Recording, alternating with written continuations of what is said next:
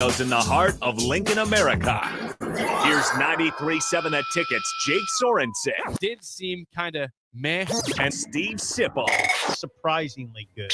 This is Early Break with Sip and Jake. Sponsored by Gaina Trucking.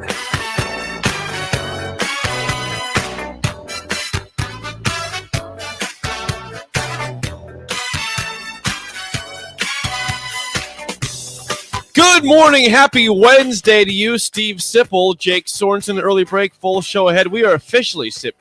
This is our last day of double digits to game day. 10 days away from kickoff. Tomorrow, it's 9 single digits. How about that? It's the big news for you and me right now, and this might shock every listener out there. I think it will. We're 10 days away. I'm leaving Friday after the show. You're leaving next Monday. It's Monday. You'll be here on Monday, but gone the rest of the week. You and I, as of last night, are officially both packed for this trip. That is a modern day miracle. I gotta pack like a pair of shoes. Yeah, I have a little and more. Some stuff for my backpack for the plane. But like in terms of the big stuff, the clothes, underwear, all that stuff, bathroom stuff, packed. Not to pull modern day miracle. Not to pour cold water on your modern day miracle. It is a modern day miracle. But I got to pack some dress shirts still. So, well, you told me 80% on Monday packed. that you were packed, which I was like, wow, you packed a week early. 80% packed.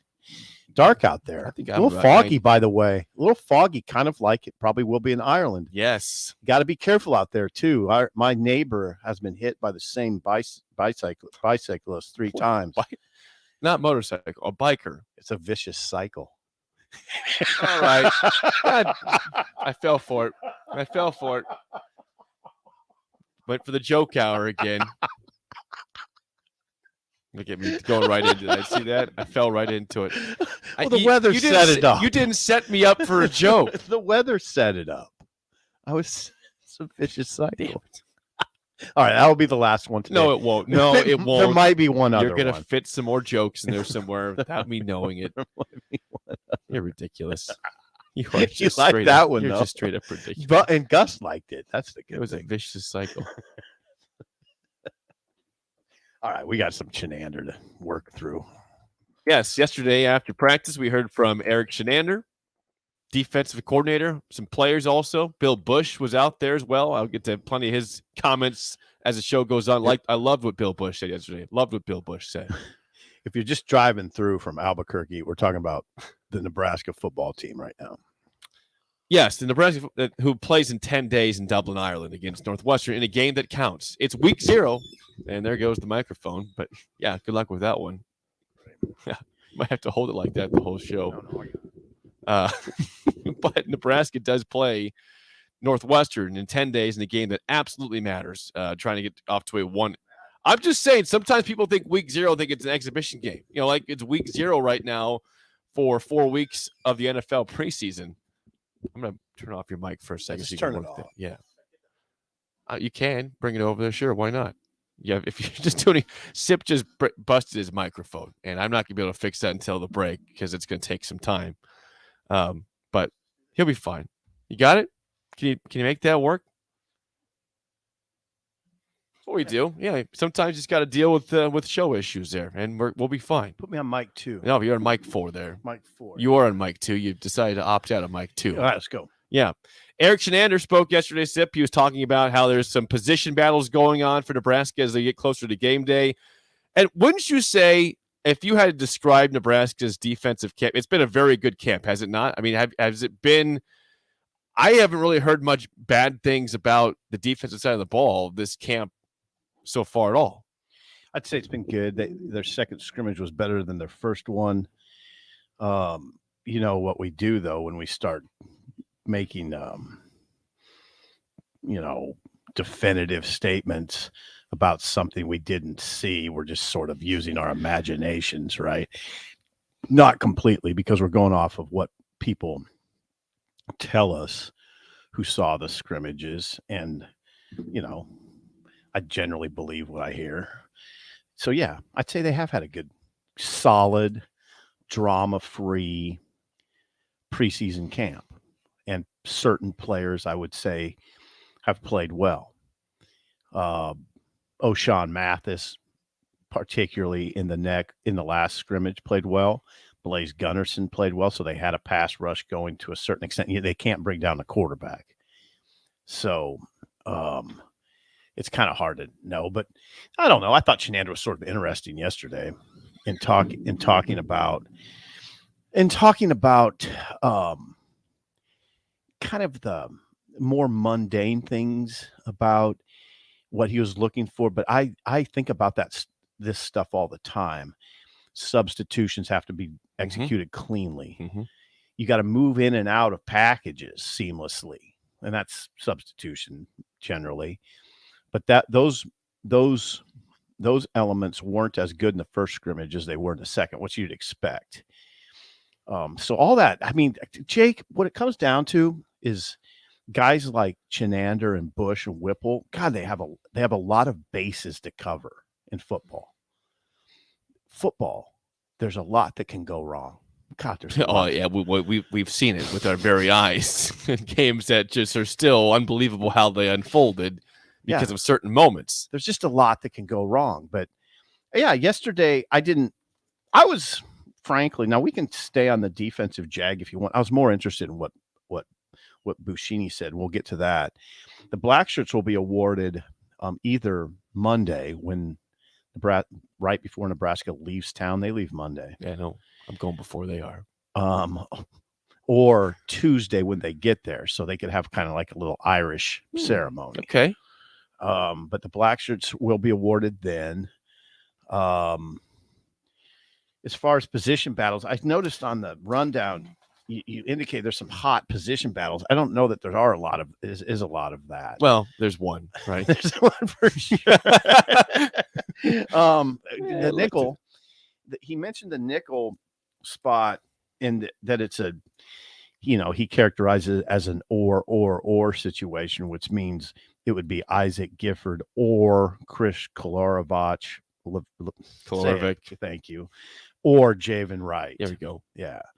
So it'd be one of those three. I still think that Isaac Gifford is the leader there. He was up there, by the way, doing media interviews yesterday. I think Gifford. I'm not saying I don't believe what Eric's saying. I think he's talking about three guys that are all good players, but I think it'll be Gifford. I guess I have one other battle I was looking at what's that? for a guy that's still new but making some big strides. I mean, Devin Drew. I don't think he'll start in Ireland, of course. But when might he start this season? If he does start, I don't know if he'll start. That's what I'm saying. If he does start, when might that be? I still think that could be a battle. Well, I thought that. So that's what I put as two battles. One is very legitimate at nickel, and then maybe that one not right now for game one at least, but maybe going forward, Devin Drew, if he keeps having good practices, could assert himself as a potential starter. Yeah. In some game up. I thought Chenander's comments on Drew were interesting. Eric anticipated a tough start for Drew, who, remember, arrived on campus last week. He did. Yes, he did. Whatever day that we had a media availability, it was either Wednesday or Thursday. Do you remember that by any chance? How do I? I'm slipping. When you saw them? Yeah, when I had to leave. It was Thursday. Okay, Thursday. So that was his first practice. And he was in spider pads, but he was doing some work along the sidelines. Now, what Eric said is he used the word amazing. Drew has made an amazing transition and is in position. He said the words, Eric Chenander of Devin Drew. I expect him to take some reps in Dublin. So that's why I'm saying is that although he's not going to start, if you wanted to talk about position battles with an S beyond the nickel, Devin Drew on the defensive line would be one I look at as the other position battle. At this point, you are in hardcore defense of your rundown. I did chuckle over here when I saw the 6 a.m. topic. Eric Chenander says position battles have heated up. In for Nebraska. My defense, it was not the only headline that said that anywhere else. So, and I was not there at practice. As you know, chortled because I said to myself, I don't remember him saying that. I can show you an article right now. He did mention that, there are some, Jake, I'm joking around. There's some battles.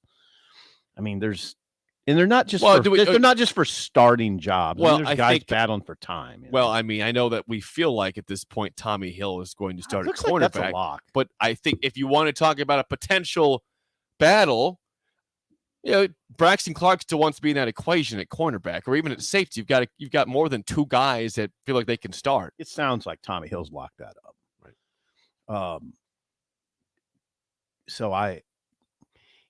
But there are I mean, hell, there's now you know what?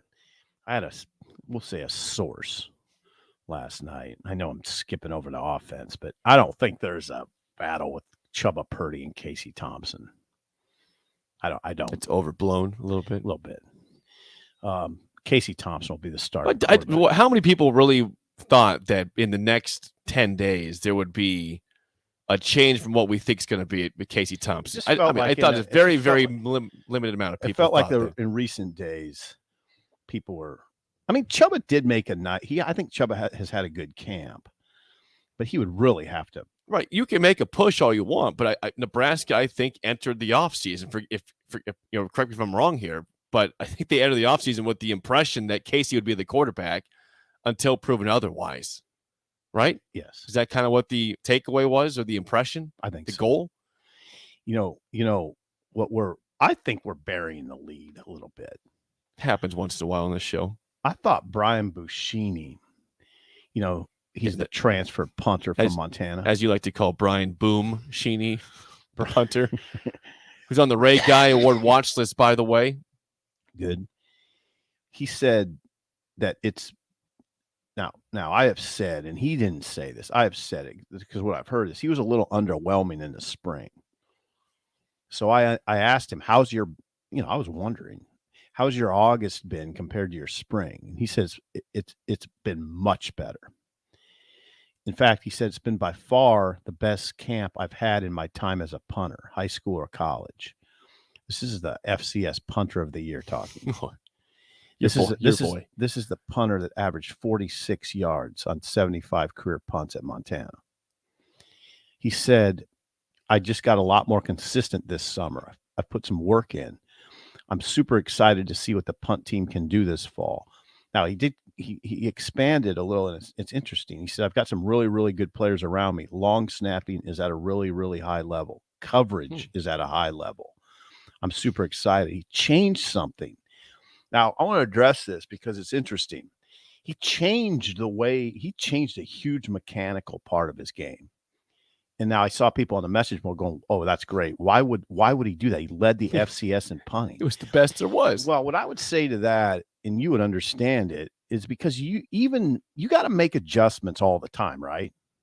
Don't you in your golf game? Oh, have to. Oh, yeah. Well, there's no different than him. I mean, just because it was working at Montana, it can go awry, as we've seen at Nebraska. Well, think about, that special teams in general, if you're a kicker or a punter, that's the most mental game of all, right? Well, but quarterback's mental too, but mental. But he made a very, and I didn't understand this. I want to quiz you on this. He made a very pretty significant mechanical change. And that's what this is what he attributes his improvement to. He attributes it to focusing on a specific spot of the football as he goes to punt it. He said, when I hold the ball, I'm looking right through the nozzle. Okay, I had to ask him, what is the nozzle? Would that be the end of the ball, right? No, it's not. See, I'm glad you don't know. Wouldn't you think that, though? The nozzle makes sense to be the very tip of the ball. Yeah, that's kind of what I thought, too. What's the nozzle? The nozzle is where you put air in the ball. Oh, okay, that makes sense, too. Okay, yeah, of course it makes sense, but I didn't. He was saying it as if we would know. I didn't know that. But anyway, he said, when I hold the ball, I'm looking right through the nozzle. Every time I swing my leg, I envision swinging right through the nozzle, and my consistency has gone up a lot. So you can envision that, and that's a pretty significant change. He's never done it. Took him a while, he said, for it to kind of kick in. No pun intended, but it did. But it did kick in, pun intended. Yeah. So there you go. Where you would ask if you're a good reporter, questionable, where had Buschini previously focused his attention on the ball? He said kind of, he gave an answer that reminds me of something you might say. Okay, good. What might I say from the mouths of Brian Buschini about punting? punting? He said kind of underneath the ball or really at nothing, if I'm being honest. Yeah, that sounds like me. Yeah, well, here, my goal is to hit below it. I don't want to hit on the side or the top. That's not good. So Buschini is in a good place going to Dublin. Okay. He's in a good place. So you're telling me that he was in a bad place in the spring? Well, I don't know that he was in a bad place, but he didn't have a great spring. He didn't. I wouldn't say he had an awful spring, but it wasn't, oh God, we got the best punter in America here. It wasn't anything like that. And then, he went to work in the summer and now he's punting very well. I got to think if you're a good punter, it's a pretty easy craft to fix. So I'm glad. I don't know. That seems like seems like disparagement towards punters. No, it's not disparagement. It's not disparagement. You know that punters lose it too. They do, but they chunk them like you chunk your drive. Right. But as you know, sorry about that. In offense and defense, you've got so many different things to think about. On punting, it is okay. Number one, catch the ball from the snap. Number two, kick the ball properly. Yeah, you sound pretty easy. And angle it. Yeah, they're not worrying about tackling. They're not doing drills. They have a couple. They do the same thing all day long. Boy, this is not disparagement. This is me saying where it should be. It should be. Like lack of it should be. No, it's not lack of respect. It's maybe it's just me. It's not lack of respect for the job. I said there's a lot more things going through the heads of a running back or a quarterback or offensive lineman. I don't know about that. You're not taking into account the direction. They're trying to place it at certain spots. This is not me putting down the punter, but it's really like I don't know how debatable it is that the job of a punter, what they think about, is a little bit less than what a lineman or a quarterback goes through. Well, of course, a quarterback. That's what I'm trying to say. Who else has less to think about than a punter? I don't know. I'm saying if he's a good punter and he had some flaws, I feel like I don't think the nose guard has a whole lot on his mind other than getting the ball and holding firm. I don't think a corner has a lot on his mind other than coverage. Yeah, well, they're involved in the run game. Coverage. There's different. This is amazing. It's amazing to me that you are disparaging the punter position. I'm not disparaging the punter. I'm just saying that you listened to Sam Cook on our own show talk about about the nuances of the positions. Yes, of the position, and all that went into his career and how he revolutionized the position. And it's not just he didn't come on our show and say, Sip, when it comes down to it, he's got to catch the ball and kick it. No, he didn't. No, because that's not what.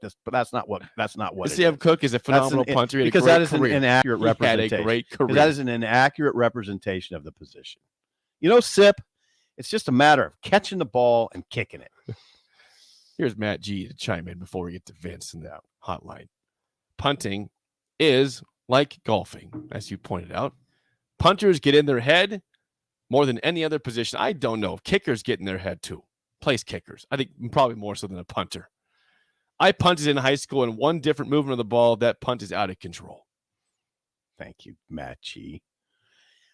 You what? Need to settle down. I am settled down. I'm surprised that you're attacking me like this about punting. I really am. This is an attack. What if I was the one bringing this up? You'd probably be the same. You'd probably do the same thing. Come on, Jake. He's a punter. This is an attack. No. If I brought this topic up, if I brought this Buschini comment to the table, you'd be the one saying, Jake, come on. He's not playing quarterback here. He's not playing running back. He's not playing receiver. He's a punter, Jake. I'm not falling for your hypothetical. If I brought this up, you'd be disparaging me. I wouldn't. Yes, you would. No, I wouldn't. Jake, he's a punter. 6 times a game, maybe at the most. No, I'm the one who wrote the story about Buschini. That's because you wrote the story. What if I wrote the story? You might disparage me. 2 hypotheticals I can't argue against. That's right. Come on. Can't argue against my hypotheticals. Yeah. Let's get a call from Vince. I wonder if he's got any hypotheticals. 464-5685. Vince, you're on early break. Go ahead. Hey, good morning, fellas. How are you? Vince. Breaking down punting right now. Yeah. Vince. Words of wisdom. Bring them. Yes, indeed. Well, well, before I get into that, Sip, I mean, you had a joke earlier. I have something to follow up on that you'll appreciate. Oh boy. Now, I've only been fishing a couple of times in my life. One time was with a fishing columnist who contributed stories to my sports section at the newspapers I used to work at. Shout out St. Helena Star and Weekly Calistoga. Now, he used to drop by and submit pictures that he would give for my column, and so he invited me to go fishing one time. So I went fishing with him, and you know what, Sip? Yeah. I was both baited and hooked into going on a fishing trip with him. At least that's the line. At least that's the line. That's the line of thinking, anyhow. Yeah, there you go. Now, before I appreciate get into that. defense and punting, yeah, I do have a hot take for you. Ooh. And when I say a hot take, I hope you guys got the sprinklers ready. Yeah. Oh boy, what's gonna be said here? Hot. And this is a smoking hot take. Okay. Now, I've told you before how I don't think there's going to be any in between on this season. It's either going to be a fast start and we win, say 8-9, Mm-hmm. 8-9 games, or it starts slow and the season ends up being a clunker. So a hot take within that hot take is this. Okay. And this is kind of a follow-up to something you guys talked about yesterday, is, was breaking the streak between Wisconsin and Iowa, and how some people are like, oh, yeah, I'd be happy if we got a split. And, and if we got a split, I would take it and run as well. But I actually think a split is the least likely. I think we're either winning both or we're losing both. Okay. Wow. Yeah. So, yeah. There you go. That is hot. That is a hot take. And so anyhow, as far as the defense and the punting goes, with the defense, I mean, there's no question that under Coach Chin, they've definitely made some incremental progress over the years. I mean, they're obviously not great by any means, but you can definitely see the progress has been there. But what I'm most interested in seeing this year is how does this defense perform when they're actually not being consistently let down by the offense and special teams. And of course, we can only hope we have that conversation. But that's what I want to see, because if this defense is playing with the wind at their back like we hope we are, mm-hmm. I would think it rises to an even greater level. Now, as far as the punting is concerned, I had an opportunity to watch, probably one of the best punters in the game when he was with the Raiders. You remember a guy named Shane Leckler? Absolutely, he was good for a very long time. Big leg. That guy had probably him and maybe your guy from Miami, Jake, Reggie Roby. Another good one. You might be probably too young to remember him, but those two guys had the most booming legs that I've ever seen. I mean, those guys. I swear to God, those guys could kick the ball into the stratosphere, mm-hmm. But to your point though, I mean, the nuanced part of punting, kind of takes a little bit longer. So, that's where, when I see between shanked punts and between punting and the coverage team going in the wrong direction, I actually hope, this is one time where it's like, I'm not all that concerned if Buschini, overkicks his coverage. It's like, my argument is this: I just want to see the field flipped. I just want to see, a punt going in the right direction, as opposed to being in a position to downing your own punt, like it felt like we've been a couple of times last year, but and for that matter, the last couple of years. Okay. But I'll tell you another thing, fellas. Yeah, I know. We are down into single digits for the season opener. Single digits. Let's let that sink in for just a moment. Okay. And I'll tell you this right now. When we get to Dublin, yes, from game 1 to game 12, 13, 14, however many we play, yeah, from that moment on, when it's time to kick off, it's time to kick ass. That's my favorite one. That's actually my favorite one. Of his sayings, he's got, I don't know, he's got about 3 or 4 clubs in his bag. That's my favorite. Kick-ass one. That's my favorite one. Yeah, when it's time to kick off, it's time to kick ass. Yes. I hope, Vince, that you have the wind at your back all day long. Yeah, I didn't expect 10 days before kickoff for us to have this deep of a dive on punting. All right, we can veer off. Well, that's what the point though, is that the camp has been relatively smooth, drama-free, that we could have 10 days before kickoff a discussion about Brian Buschini's comments about his improvement in punting and what he's changed. He has since the spring or even before that. Eric did say that he hasn't had to manage any drama, that it was brought up that it's been smooth, drama-free. And he said, you know what? I really haven't had to manage anything. I hadn't thought about it. We've thought about it. I've thought about it because we've seen some tumultuous Augustes around here. Right? Tumult. Yeah. We've seen them. Chenander, by the way, also, so we covered Buschini, we covered Devin Drew.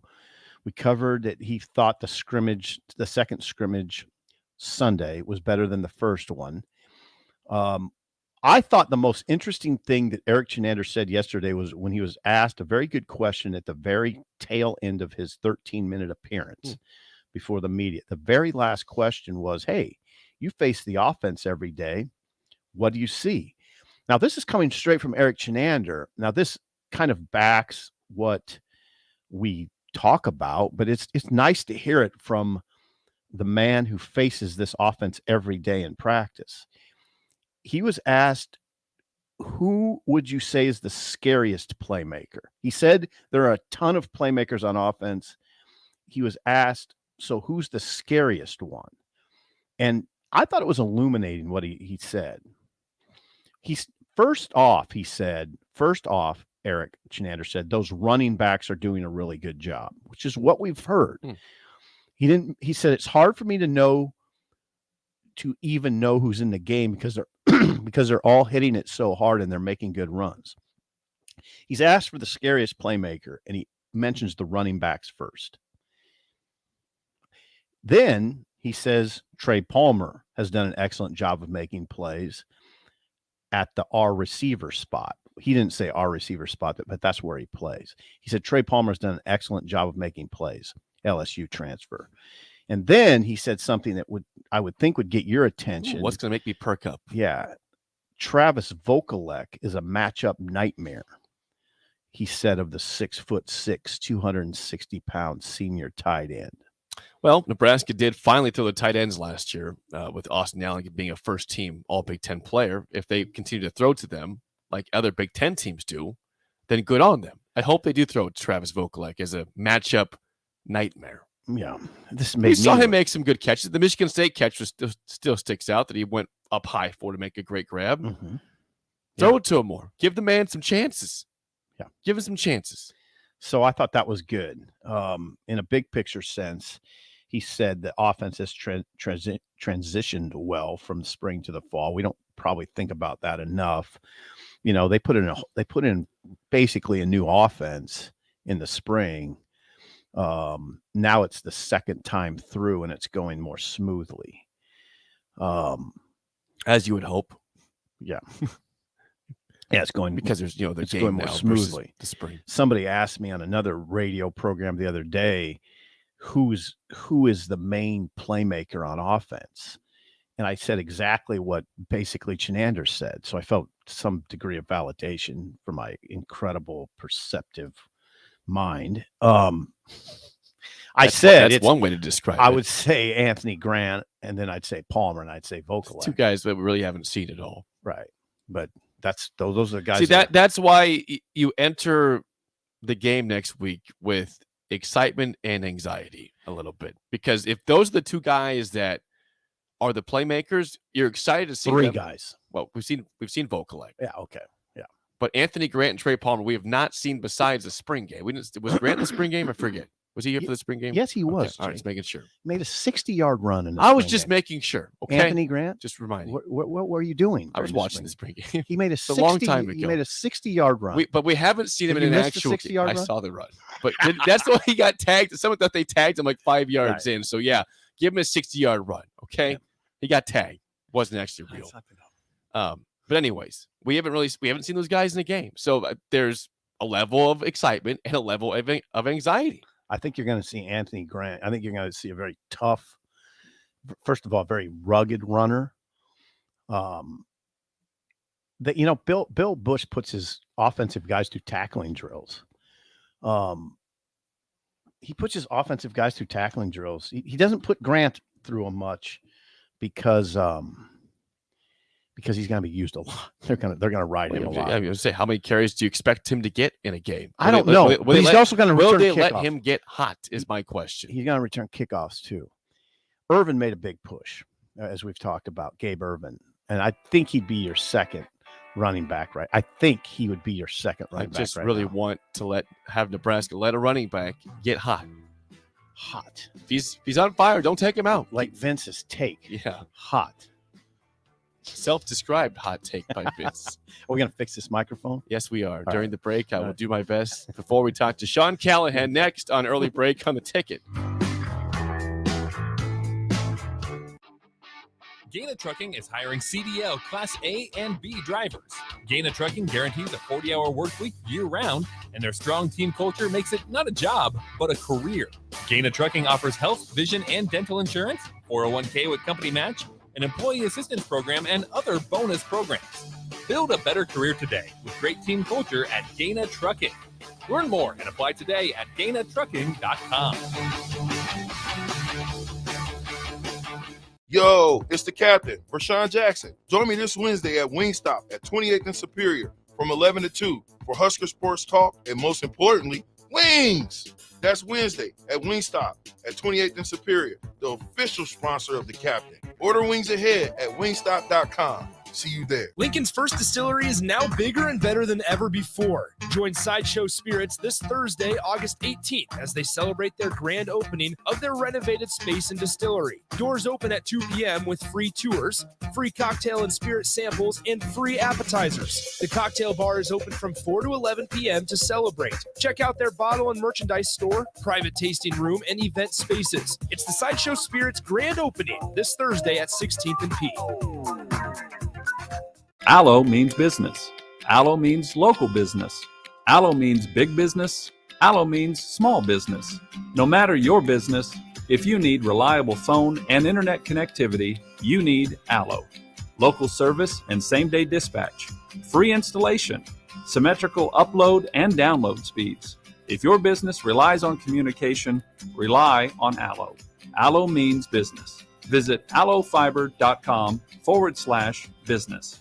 The weather in Nebraska is unpredictable every day, and that's no fun when you're trying to golf. Double Eagle Golf in West Lincoln is now open to let you play in perfect indoor conditions daily. Double Eagle Golf has 5 simulator bays to hit in, by far the most in Lincoln, and has a fully stocked bar with beers and cocktails for you to enjoy while you play. Double Eagle Golf is open each weekday from 7 a.m. to 10 p.m., so you can start the day there, take a client over lunch, or end the night with friends. Check out Double Eagle Golf today inside the Kinetic Sports Complex on West O Street. Working at Continental in Lincoln isn't a job, it's a career. And right now, they've raised wages again, and they're hiring for production operators at $22.58 per hour. And other select jobs is starting at $24.28 per hour, with wages growing up to $30.30 per hour. Continental also has salaried jobs available and great benefits, plus medical and prescription costs at very low premiums. Dental, vision, and life insurance are offered at no premium cost to the associates. To learn more or to apply, go to continental-jobs.com with keyword Lincoln. Come work at Continental today. Start your Sundays off right with Jeff and Nicole Essink on Fitness Fanatics. Jeff and Nicole discuss health and wellness, how to achieve fitness goals,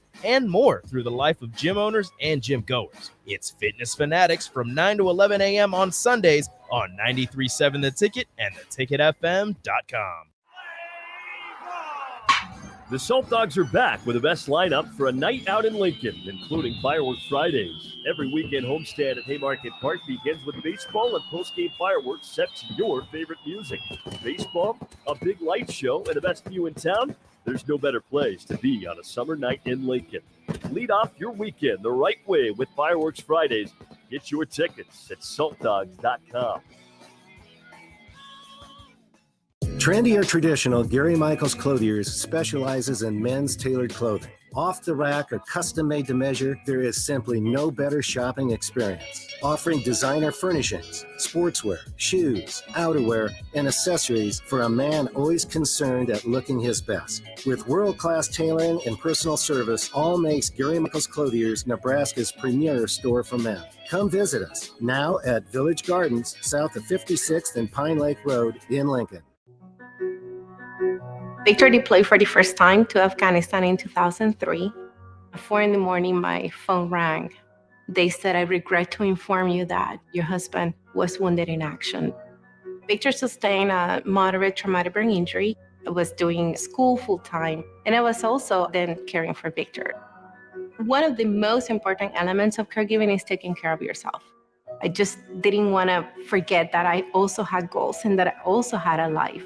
What I did is I challenged Victor to meet me halfway. There are almost 6 million military and veteran caregivers across the nation. We have our own journey, and we can fulfill that journey at the same time that we are helping our loved one. Visit aarp.org/caregiving for a free military veterans guide to navigate your caregiving journey and better care for your loved one and yourself.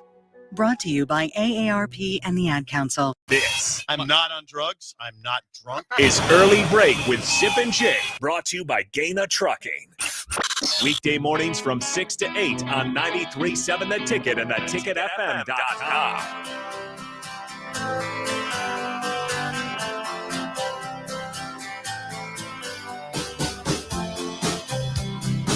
10 days to kick off in Dublin, Ireland. We will be there very, very soon. Before that, Why did Vince say it was single digits? I don't know. Vince, it's 10. It's 10 days away. It's 27th is the game. Today's the 17th. That's 10 days away. Tomorrow, single digits. We are joined by Sean Callahan. Sean, good morning. We have reached the point in camp where Sip and I had an argument in the first segment about how tough a punter's job is, which means it's been kind of a smooth camp so far. Let's go with that, Sean. Are you surprised at how drama-free this camp has seemed for Nebraska so far? Yeah, they've got a good handle on things, it feels like. I mean, just the injury to the Colts Crawford was probably the biggest thing. I mean, Devin and Drew's arrival, which they knew it might have been a day or two later than they thought it was going to be. So you're right. There hasn't been – Harrison Beck is missing. We don't know where he's at. There hasn't been Zach Bowman tearing his ACL on that same day. Whoa. I forgot about that. Yeah. That was on the same day, Sipple. Jeez, man, bad day. And you think about that Bowman injury, that probably cost them a Big 12 championship in 06. I mean, they lost their lockdown NFL corner, and Limas Swede and Malcolm Kelly and these receivers, and they didn't have anyone in the Big 12 to guard those guys. And they had to put Courtney Grixby on them. That was a pretty big injury back in fall camp back in 05, as I can remember. 06. Yeah, it was 2006. That's right. That was eventful. There have been other eventful. Do you remember, while we're on this Jag, Sean Callahan, you've covered the team for a long time. What do you remember from the Pelini era as far as tumult in camp? I mean, Bubba Starling, and I was on the receiving end of that one. I literally interviewed Peter Gammons to get confirmation on what he meant by his report. Basically, Peter Gammons tweeted that Bubba Starling, Nebraska's chances don't look good at keeping him, especially after Bo Pelini yelled at his family and him. And so I called Peter Gammons to get confirmation and kind of talk to him about what he's reporting. And I was suspended for a week. Bo Pelini kicked me out of practice for a full week and literally probably gave me the largest butt chewing I've ever received in my entire life for doing that. That's amazing.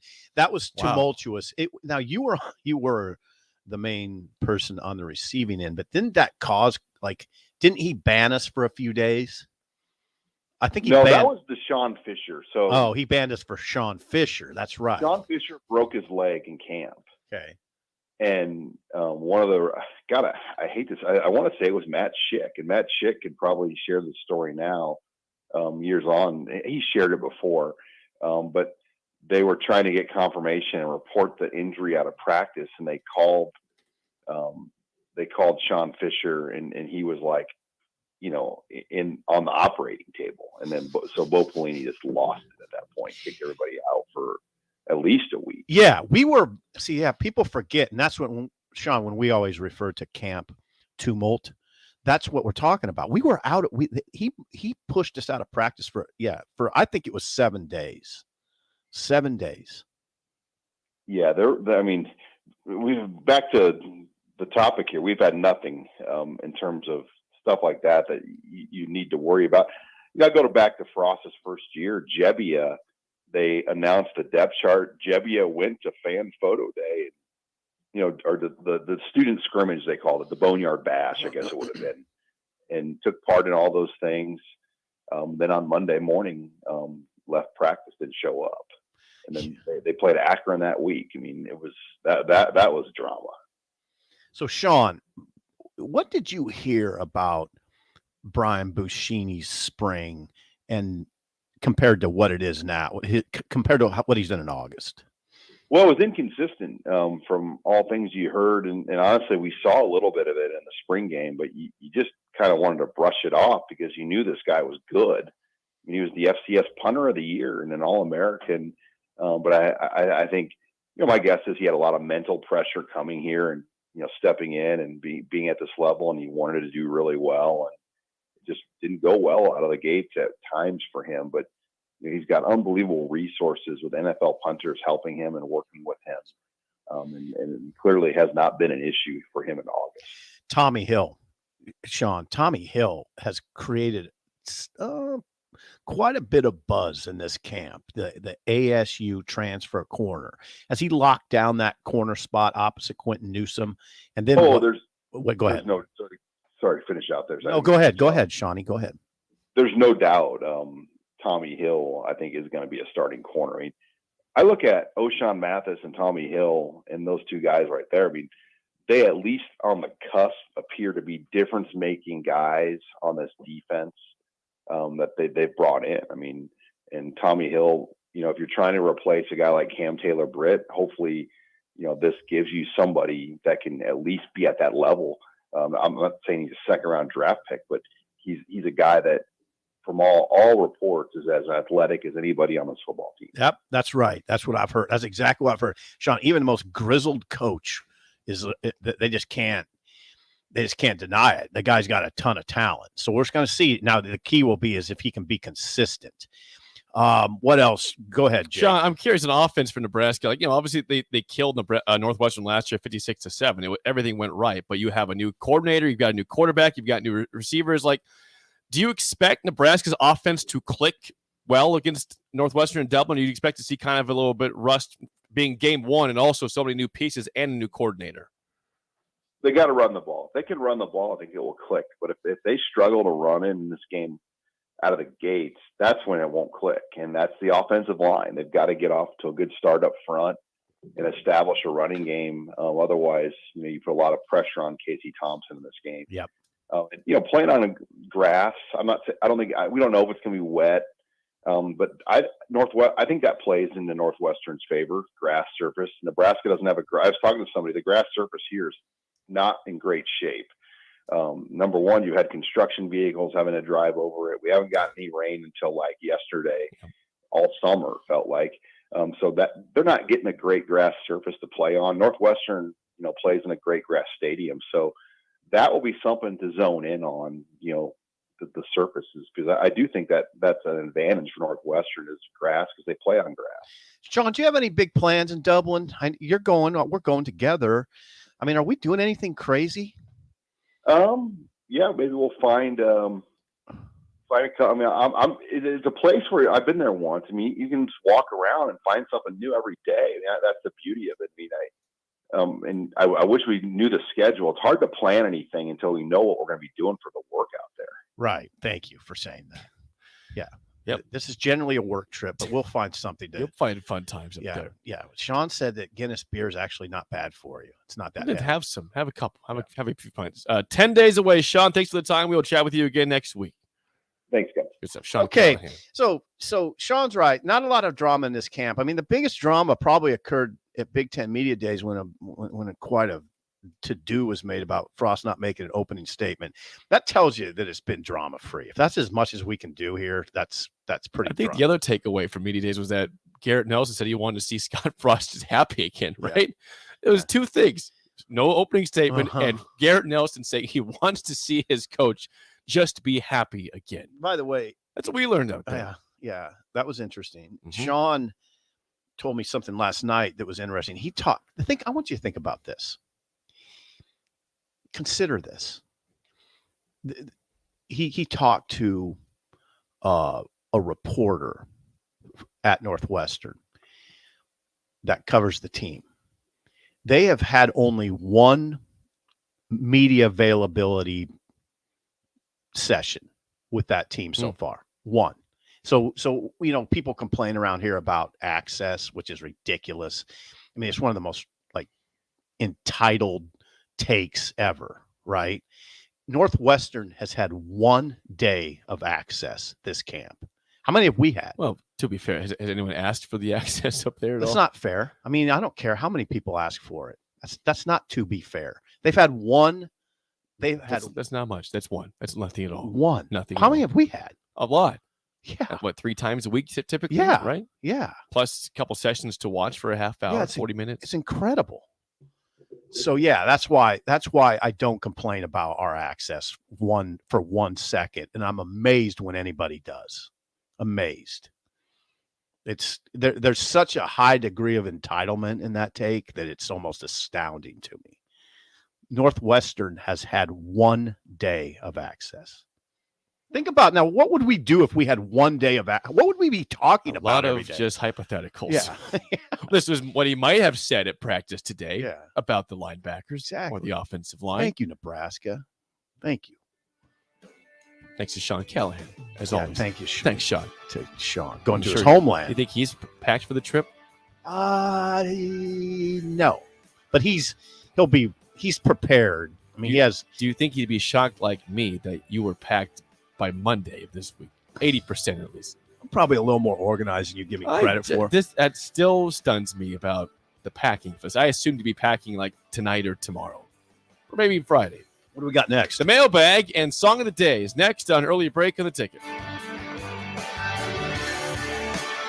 Trendy or traditional, Gary Michaels Clothiers specializes in men's tailored clothing. Off the rack or custom made to measure, there is simply no better shopping experience. Offering designer furnishings, sportswear, shoes, outerwear, and accessories for a man always concerned at looking his best. With world-class tailoring and personal service, all makes Gary Michaels Clothiers Nebraska's premier store for men. Come visit us now at Village Gardens, south of 56th and Pine Lake Road in Lincoln.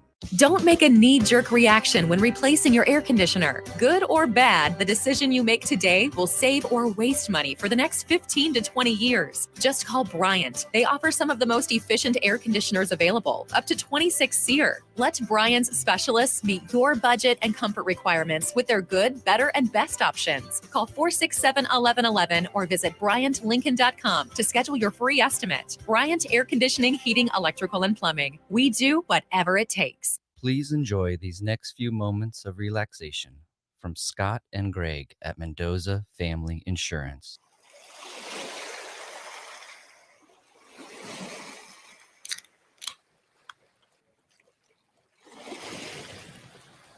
If you would like to feel this relaxed about your home, auto, business, life, or commercial property insurance, please give Scott or Greg a call today at Mendoza Family Insurance. Allo means business.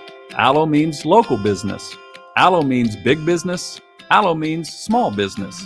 No matter your business, if you need reliable phone and internet connectivity, you need Allo. Local service and same-day dispatch. Free installation. Symmetrical upload and download speeds. If your business relies on communication, rely on Allo. Allo means business. Visit allofiber.com/business. If you want to make new floor shopping easier, come to O Street Carpet. Hi, I'm Steve Carper. Our flooring professionals can help you choose the best flooring for you, your family, and your budget. We eliminate the confusion. Even better, you'll be enjoying your new flooring much sooner. No 6 or 8 week waits. We'll install right away and save you money on installation. Floor shopping made easy every day at O Street Carpet. O Street Carpet. 1732 O Street. Family owned and operated. Always the best value. Problem gambling affects millions of Americans daily, of all ages and walks of life. If your loved one is struggling with addiction, contact Choices Treatment Center's 24-hour helpline at 402-476-2300. That's 402-476-2300. John Henry's Plumbing, heating and air. When it comes to your home or business, we know you have options, and that's why John Henry's Plumbing, Heating, and Air Conditioning gives you just that. Options. We have plumbing, heating, and cooling memberships to serve all of your residential and commercial needs. We want to ensure you, your family, and your business are safe. Visit our website, jhlincoln.com, to find out more or call us at 435-5555. John Henry's Plumbing, heating and air. Working at Continental in Lincoln isn't a job, it's a career. And right now they've raised wages again and they're hiring for production operators at $22.58 per hour. And other select jobs is starting at $24.28 per hour, with wages growing up to $30.30 per hour. Continental also has salary jobs available and great benefits, plus medical and prescription costs at very low premiums. Dental, vision, and life insurance are offered at no premium cost to the associates. To learn more or to apply, go to continental-jobs.com with keyword Lincoln. Come work at Continental today. We're still as busy as we've ever been. Across the country, you may see a small slowdown, but in Lincoln, Nebraska, we're not slowing down.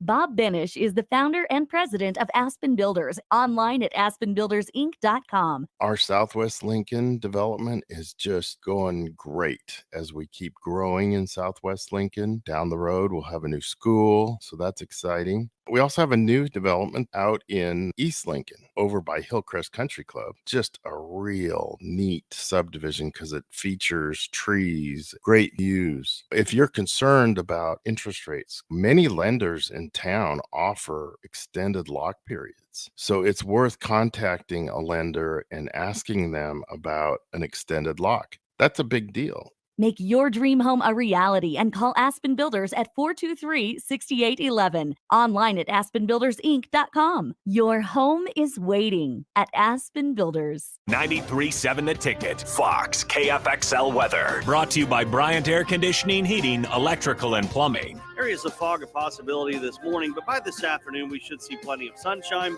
and top out at around 80, with winds turning out of the east-southeast at around 10. We'll see a few passing clouds tonight with a low of 61, a chance of late-day thunderstorms tomorrow with a high of around 86. I'm meteorologist Tim Wright for 93.7 The Ticket and theticketfm.com.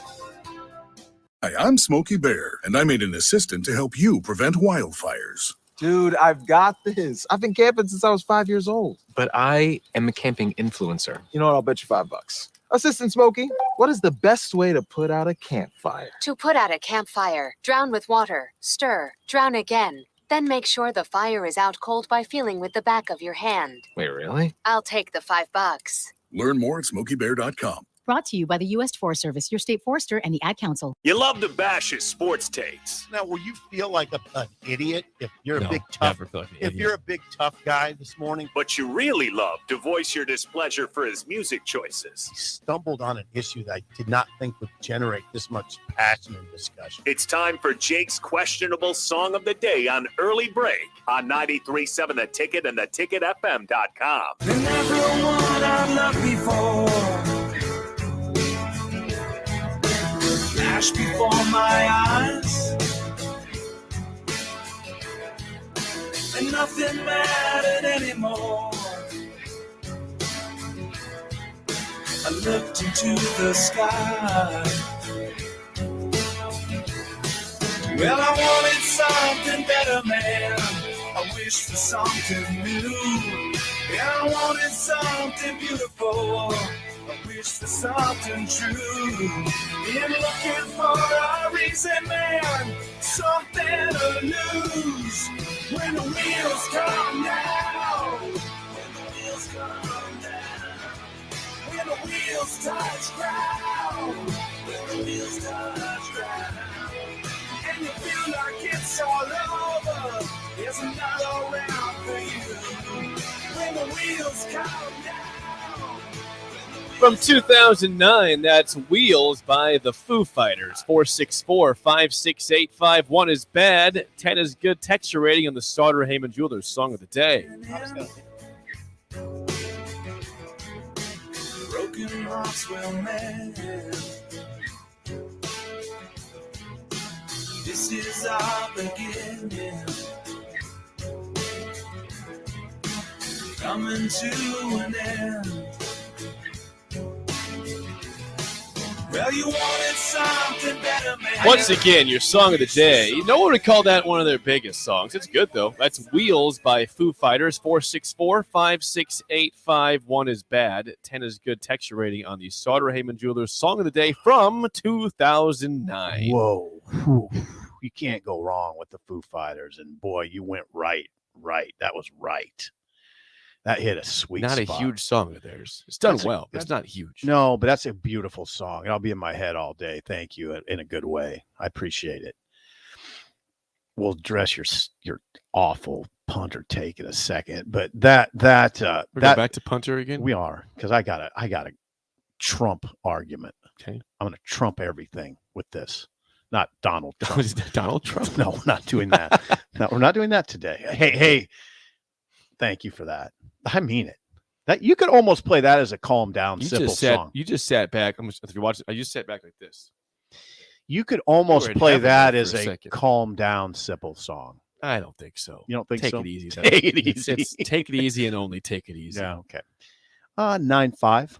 Yeah, hitting you with a 9.5. I got a 4 yesterday on the Killers Killers. song. Jenny was a friend of mine. Yeah, the Killers just don't. The Killers aren't. Now, I got. Here's We a like the take. Killers. I do like the Killers, but they're not in the same realm as the Foo Fighters. No, they're not. They're not. But they're just a realm down, right? Like one.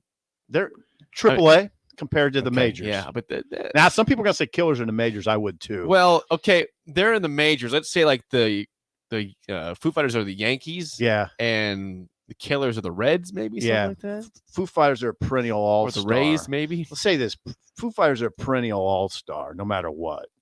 And the Killers might make an all-star They've team. made some all-star games. Yeah. But they're not like the MVP. Okay, go. Got to guess Gus's score. I'm thinking 8.2. Yeah, it seems like a Gus song. Very much so. I didn't. Shaking His reaction. shaking his head. His reaction wasn't overwhelming, so I'm gonna say 7.3. What are you saying? I said 8.2. 8.2, 7.3 here. I give that song a 6. Really? Gus, it seems like your song. Well, I like the Foo Fighters a lot, but that's giving me like the sitcom intro song or like end of a family movie, like feel good movie vibes. You did say it made you felt calm, Sip. So I understand the premise. I don't agree with that. Sometimes we do that, and I do it too, Gus, where I say, yeah, it sounds like a lead into a show. Sometimes those songs are really good. Not saying it's automatically bad. I just or an don't. exit to a show. Those can be really good songs. I see that premise, but I'm with Sip. It doesn't mean it's a bad song. No, it doesn't mean it's a bad song, but I didn't like it. Okay, all right, that's fair. Well, he's a entitled to his own he's a opinion. little grumpy this morning. I'm not grumpy. Yes, you He are. worked out for 4 hours yesterday. I was like playing basketball and yeah. 4 hours is pretty. He needs extreme, school Gus. to. Yeah, Would need you say you school need to start. school to start? Yeah, I have like nothing to do. I moved into my apartment and I decided I play like video games a lot. Yeah. And I decided not to bring my video game console because I felt like I wasted too much time like on it last year, not doing stuff like homework. That's So I decided not to bring it, but Yeah. now in this first week I have nothing to do. By September 1st, the console will be back in the. Yeah, No, maybe. I heavily considered bringing Yeah, it. it'll be- Like, Hey, just I'm going gonna- home and getting it. Jake would probably tell you this too. Just enjoy it. Just try to enjoy having nothing to do because you're not going to be able to say those words. Yeah, please. I mean, enjoy you're going to that. get to a part probably when you're about 23 where you're never going to say the words. You know, I just don't have anything to do. I can't even imagine saying that. I right can't imagine that right now either. Well, like Just in don't- COVID, I had that feeling. That sucked. I didn't like that. Yeah. I just But don't. ever have anything since, to no do. way. Just, I'm telling you, enjoy that. Don't make it a negative. Make Am I it a supposed to positive. not find anything to do? Am I supposed to just sit there and be like, this is nice? I like this. Yeah. Just, Enjoy the moment, Yeah. guys, because you won't get that very often. Well, when the moment lasts 8 hours and you're just sitting in your empty Take a apartment, nap or it's kind something. of boring. Take a nap. Yeah. But if I take a nap, then I won't be able to get up early for this. Things that Gus can do. We'll address this as the show goes As on. he's bored. Okay. Thank you, guys. Let me legalize this real quick. Yeah, then we just Before get to the mailbag. Yeah. This is Lincoln's home for sports talk on the FM dial. Also online at theticketfm.com. On the internet. KNTK FM Firth, 93.7 The Ticket. I pleaded last week for mailbag questions, and they flooded in on the email. Early break 937@gmail.com. You can get yours in for next week or 2 weeks. I'll be gone next week. So will you for mailbag. But in 2 weeks, when we're back for mailbag, early break 937@gmail.com. Let's get to the questions right now. Kelly is always a mailbag person, contributor. Kelly says this: I have an easy one for you guys this first week back at school. Got it? What was your favorite and least favorite school lunch? Oh God! Back in the day, Columbus High and junior high had fabulous lunches. I mean, I don't know how schools are doing what in that regard now, but I used to look forward to it. Okay, so my favorite was chicken fried steak with a lot of white gravy and mashed potatoes. My least favorite, I don't know if I even can say, meatloaf. I couldn't eat it. Yeah. Okay. I will. Okay. That's my least. Oh, couldn't eat it. Mushy meatloaf. Let me tell you what. My favorite thing that Beatrice ever did, and this is consistent through elementary, middle school, high school. I loved the Fiestada Mexican pizza. Okay. It was so good. We all loved it. It was so good. Always good. That Never sounds bad. great. Never bad. Oh, so good. Thank you for Fiestada, Mexican pizza was so good. Then and it would be good. It was uplifting. I remember. Yeah, you see, yes, we had good lunch today. Let's go. It's been a good day. But I will tell the Yes, people. you got it, guys. I will tell the people of Columbus High that I never ever went down there like thinking this is going to be awful. I mean, just the meatloaf, which was very very occasional. You didn't have meatloaf a lot, but those like the pizza was fabulous. The pizza was fabulous. It was kind of soft crust. And it was, I can remember that being very good. There was just, there was like a cherry delight dessert that was incredible. I loved lunch. I loved it. Good. Well, yeah, that was fun. Fiestada Mexican pizza, the best. Yeah. This is from Todd in Omaha. He says, if you had to bet your house on the following, who are you taking? Nebraska or UCLA winning the Big Ten title first? Knowing that UCLA comes in 2024. It's a funny question. I mean, is it still going to be called the Big Ten in 2028? The conference that Nebraska and UCLA are both in. How about that? If I had to bet my house, who wins it first? Nebraska or UCLA? Nebraska. UCLA does. Nebraska has. I just base it on tradition, and come on. What am I talking about? Past performance. Once you say Nebraska, Nebraska's got. Their past performance chart is much better than UCLA's. It is. I'd agree. I'd say Nebraska, but I'm not betting the house on anything with Nebraska right now for football. Okay. This is from Austin. Austin from Golf League. Now he goes back to last week for a second. So this is more of a comment than it is a question. Ready for this? Yes. It's titled Jerry DiNardo on the list.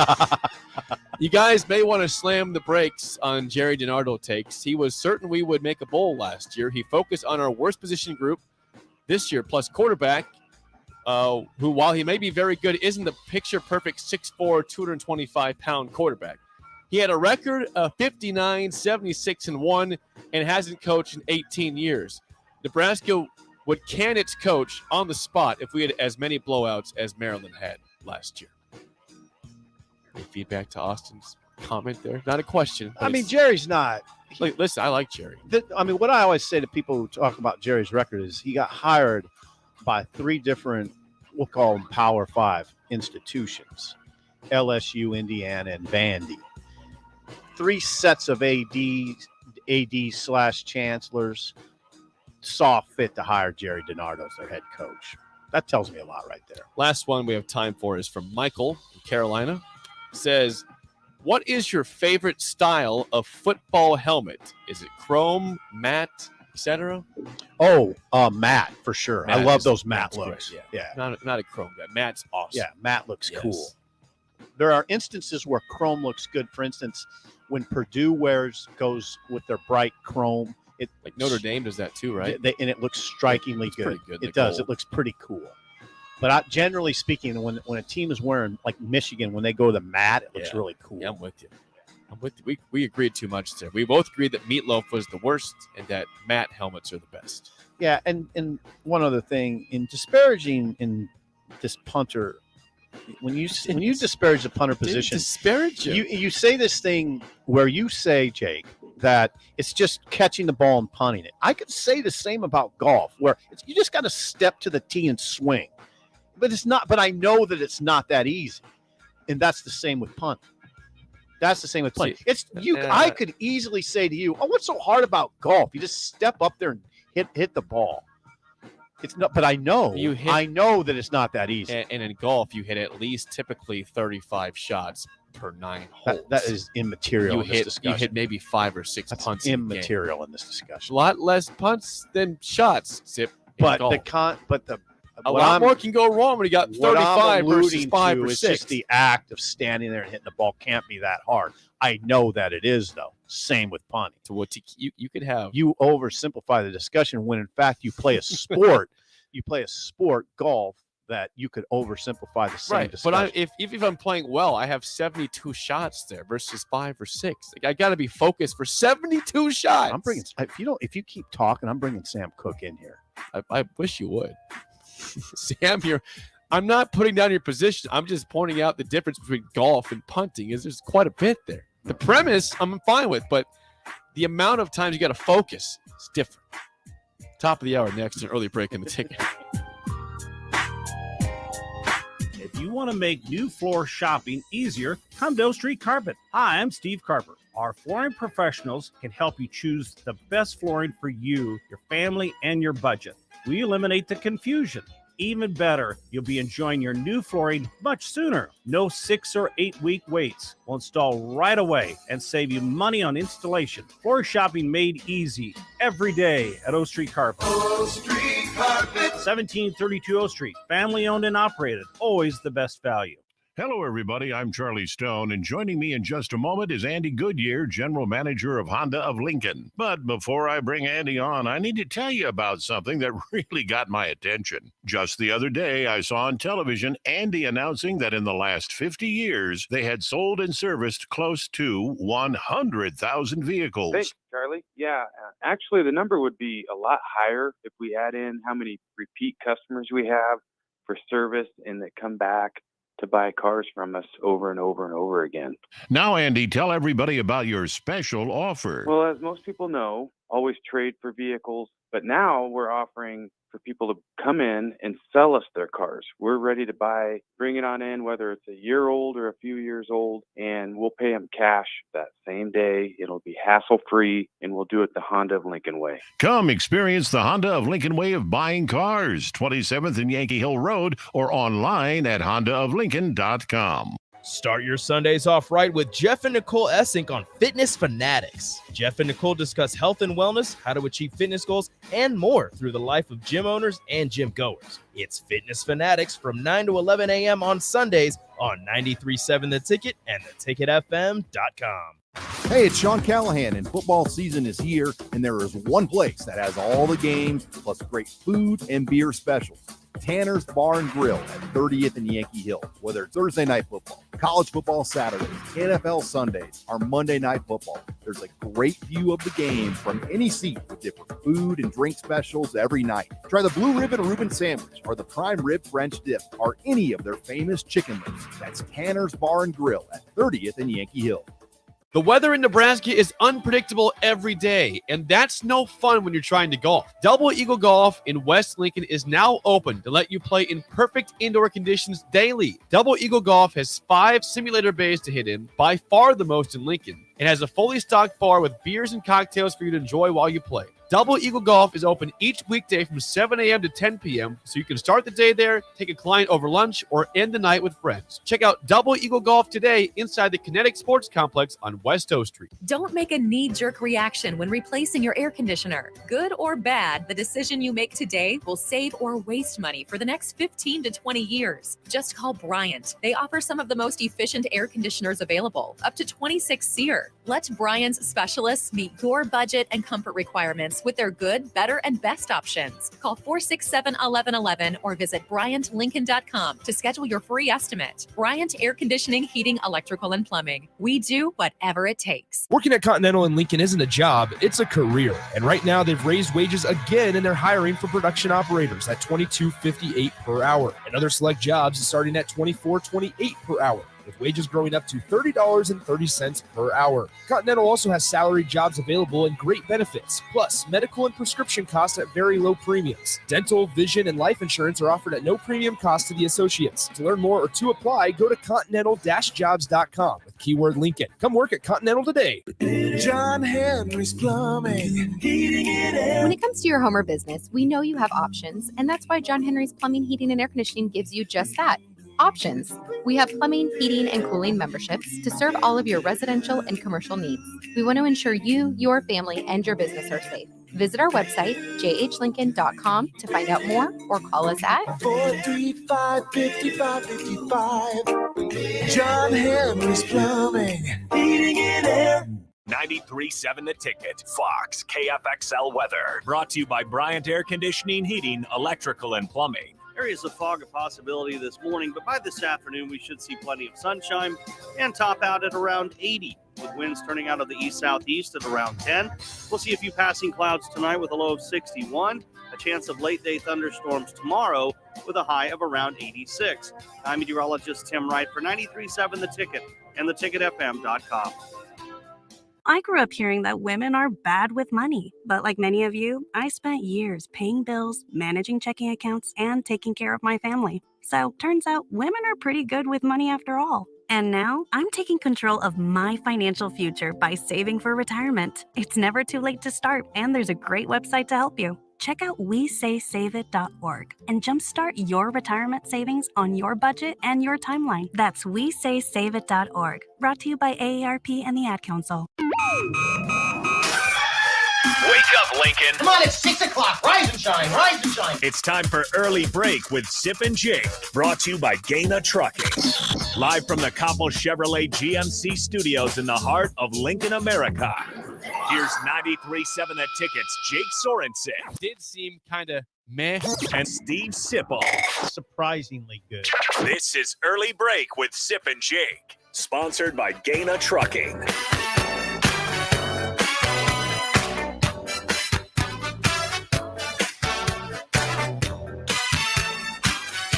We have to do a serious show here. Welcome back to Hour 2 on a Wednesday. Steve Sipple, Jake Sorensen, Early Break. It's been a fun show so far. Check out the podcast at theticketfm.com. You can always watch us on Facebook, Twitch, YouTube, and Twitter. Subscribe to us on the Ticket page on YouTube. Why not?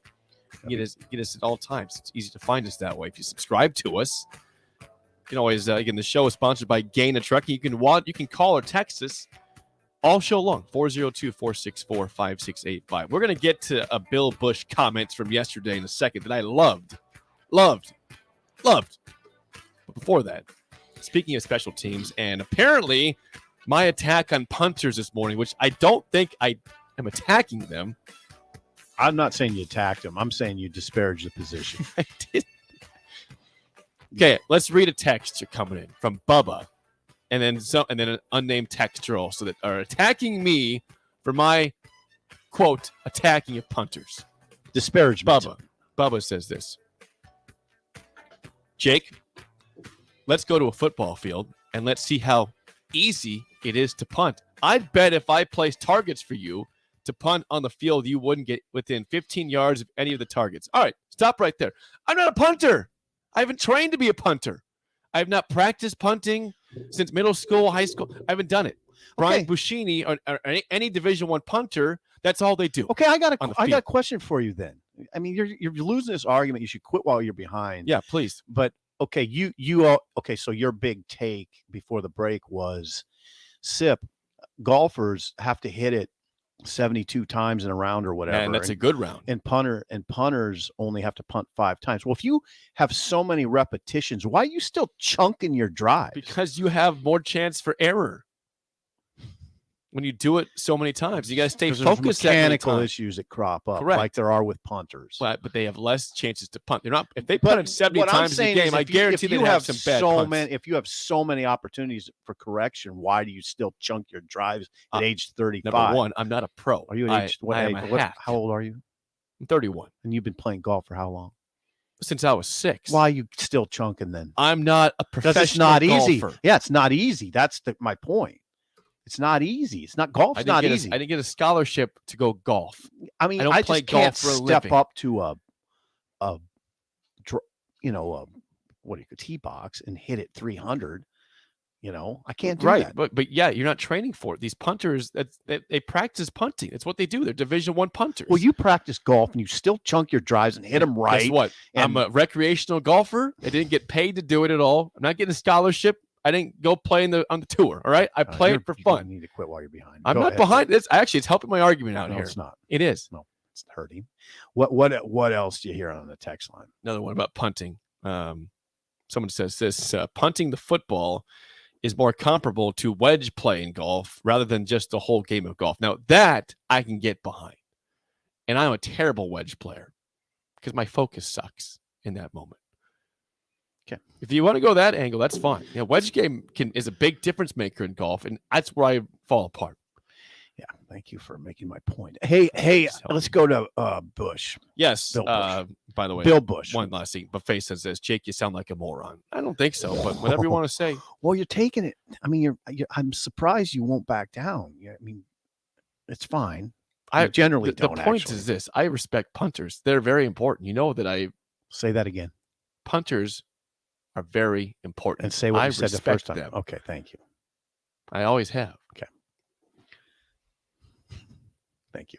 Kelsey says, Jake, you don't sound like one. You are a moron. Thank you.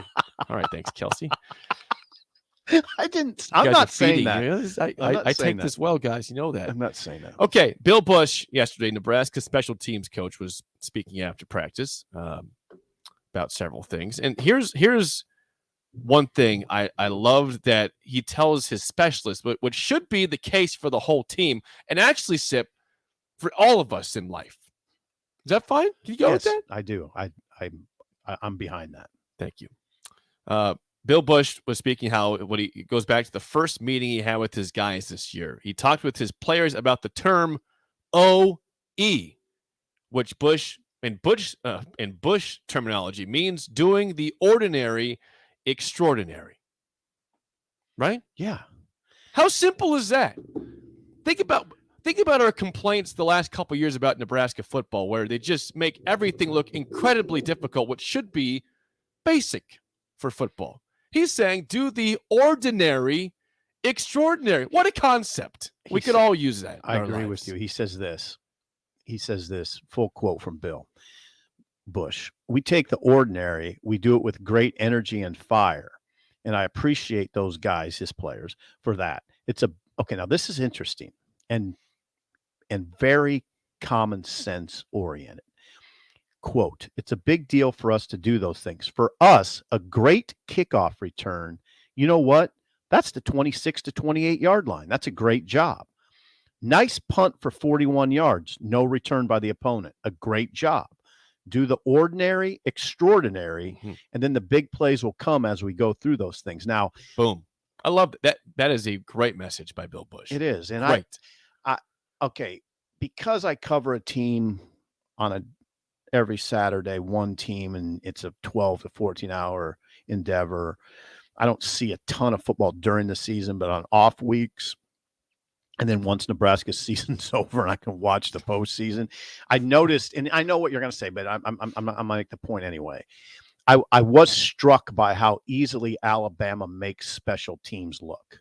Like catching a punt, their punt return man catching a punt and advancing it doesn't look like an ordeal. It looks very easy. Well, look at even Iowa. If you want to go to a more of your playing level here, right. Iowa gets like 10 yards return every time because they blocked it well. They do the ordinary extraordinary. They produce a lane. They do stuff that they just do what you're supposed to. Right. Think about that. They do what you're supposed to on the football field. Right. Fundamentally sound. But now what you have to add into this is it's not necessarily easy. They make it look easy, but it's not easy. I guess that's kind of what that kind of goes with what Bill's saying about taking the ordinary and being extraordinary. Alabama or Iowa making it look easy every Saturday, which they do, they make it look ordinary, but it's pretty extraordinary to make it look ordinary to me. Yeah. Like I watched it sort of in awe. Look at Alabama.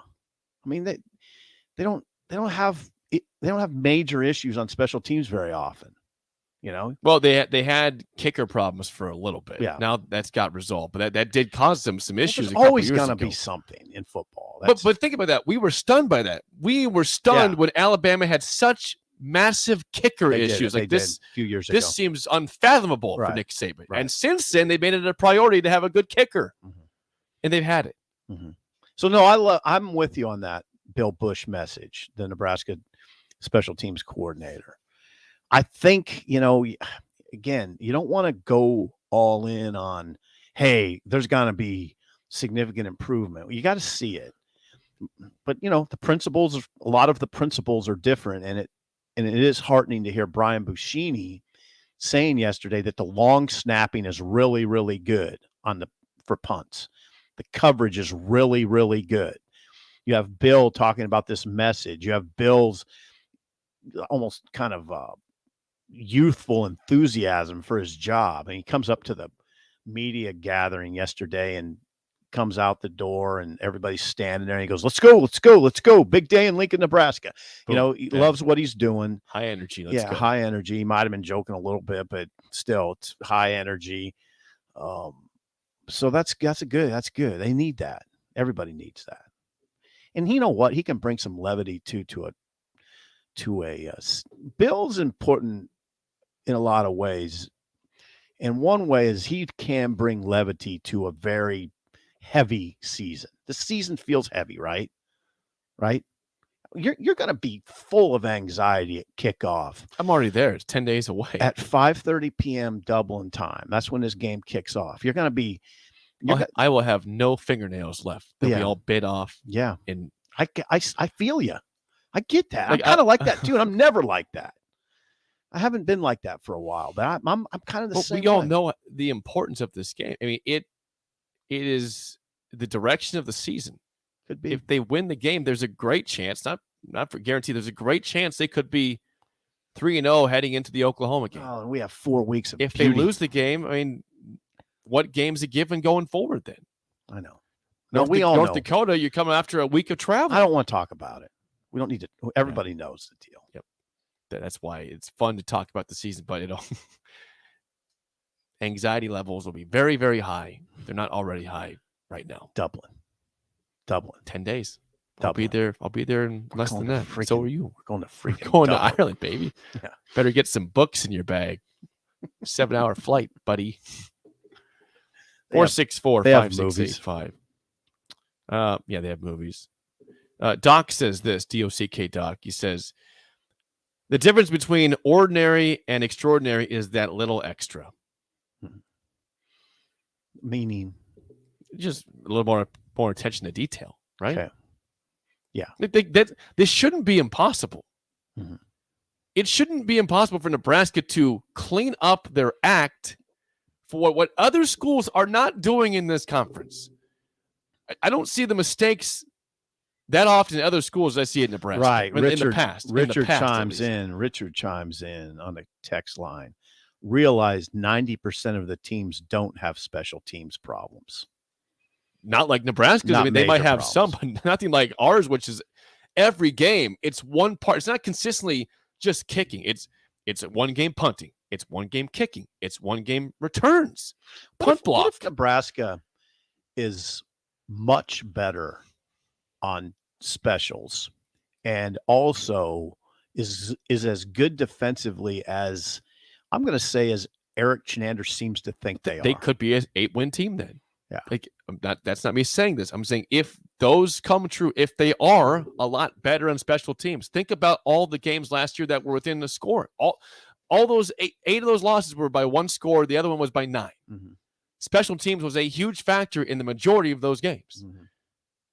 Think about that. If they're as good defensively, is there a possibility this could be a top 30 defense?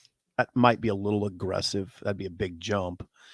That would be a big jump. Depends on the ability to stop the run. But if they are a top 30 defense and much better in special teams, that's not going to be a bad offense. It's not like, I don't think I'm a little more, of course you're a little more concerned about the offense because they made such big changes. You're excited about the offense because you're going to see a new quarterback and you don't know exactly what to expect, but you have a pretty good idea. I mean, it's not like this guy just came out of high school or came out of junior college. He played at Texas. There's plenty of film to watch. You see that he could operate, right? Plus, he was operating with a bad hand for the last half of last season into spring ball. Now he's fully healthy, Casey Thompson. What's that going to look like? I'd say it could look pretty good. With Casey, too, that he's going to turn 24 in October. And and all his receivers will tell you this. I talked to several of them this summer, that they all say the same thing. He'll be the most well-prepared quarterback. They always talk about his level of preparation. All that is very important in a season like this. Anything that sort of lessens tension. You know what lessens tension? Knowing your quarterback is not a head case, right? Oh, yeah. There's quarterbacks who are head cases. Yes. All right. And in a season like this, Jake, with all the tension that you talk about ad nauseum, I do too. But with all the tension, but doesn't it help to have a 23-year-old, soon to be 24-year-old, who's very cognizant of being attentive to detail? Doesn't that calm your nerves a little bit? It calms mine. I try to envision this for the first game. And it's going to be Casey. So Nebraska, for a long time, I think you would agree with this, has depended on the big play, right? They depended on big play to get some of their scoring because it had red zone issues. Now imagine if in the first game, turnover issues and red zone issues. Yeah. Imagine if the first drive, Nebraska doesn't have a big play score, a breakaway 50-yard run or catch. 12-play drive. 12-play drive. Hard to do. But just play along. Let's go 10. Let's go 10-play drive. Okay. And they're in the red zone from the 12-yard line. Mm-hmm. And here's Casey with the great decision, a great route, easy touchdown, and a place where Nebraska's had huge problems for a while now. The red zone, easy touchdown off the bat. Imagine our feelings at that point and our thoughts about, okay, I wouldn't know how to react. Wait, was that an easy, like no flag red zone touchdown? Now to balance the conversation, can we? How smoothly should we expect the offense to operate out of the gate, knowing all the changes, personnel changes? That's what I'm saying. Imagine if that happens with all these different changes. If they have that in the first drive or a red zone score where it looks smooth, and okay. Yeah, if the whole operation looks smooth and they cruise past Northwestern, you should run down with a few friends and carry Whipple off the field on your shoulders. There's a good chance I'll be in that state to think about doing that. Just grab some people out of the stands. Come on, guys, let's go. Yeah, we got to carry Whipple. Just stop thinking and just go. We're putting Whipple on our shoulders, and we're carrying him to the locker room. Wasn't it the first game? Why is Whipple? Who are those guys hoisting Whipple up and carrying him off the field? No, I don't know. How smoothly can you expect that offense to operate under the circumstances? And by the way, the circumstances include a defensive-minded head coach on the other side of the field, right? Fitzgerald, for all I joke around mostly about, pouring cold water on your Pat Fitzgerald is Newt Rockne. Yeah. Newt Fitzgerald. I do respect him at a high level. And when it gets down to it, he's going to have his team well prepared. And you know what? They're going to be physical, and it's not going to be easy. Last season was an anomaly. Okay. Nebraska 56, Northwestern 7. That's an anomaly. I'm still shocked by that game. Yeah, that's not going to happen. I can't believe that could happen again. No. Anytime soon. I don't think Nebraska has the sort of it's just a situation. Opener, lot of new personnel. Northwestern will be revenge-minded. They'll be dialed in hard, I would think. So, again, I just keep asking the question, what can you expect from the offense? Could they score 34 in this game? And could they score 34? 31? Again, it depends on how smooth they look. Do they look like they are all cohesive here? Are they a group on the same page? We're not going to make a prediction. Is the offensive line able to block and open up holes? All right, this is a lot of offensive line. Can you protect the quarterback? Can you open up holes for your running backs?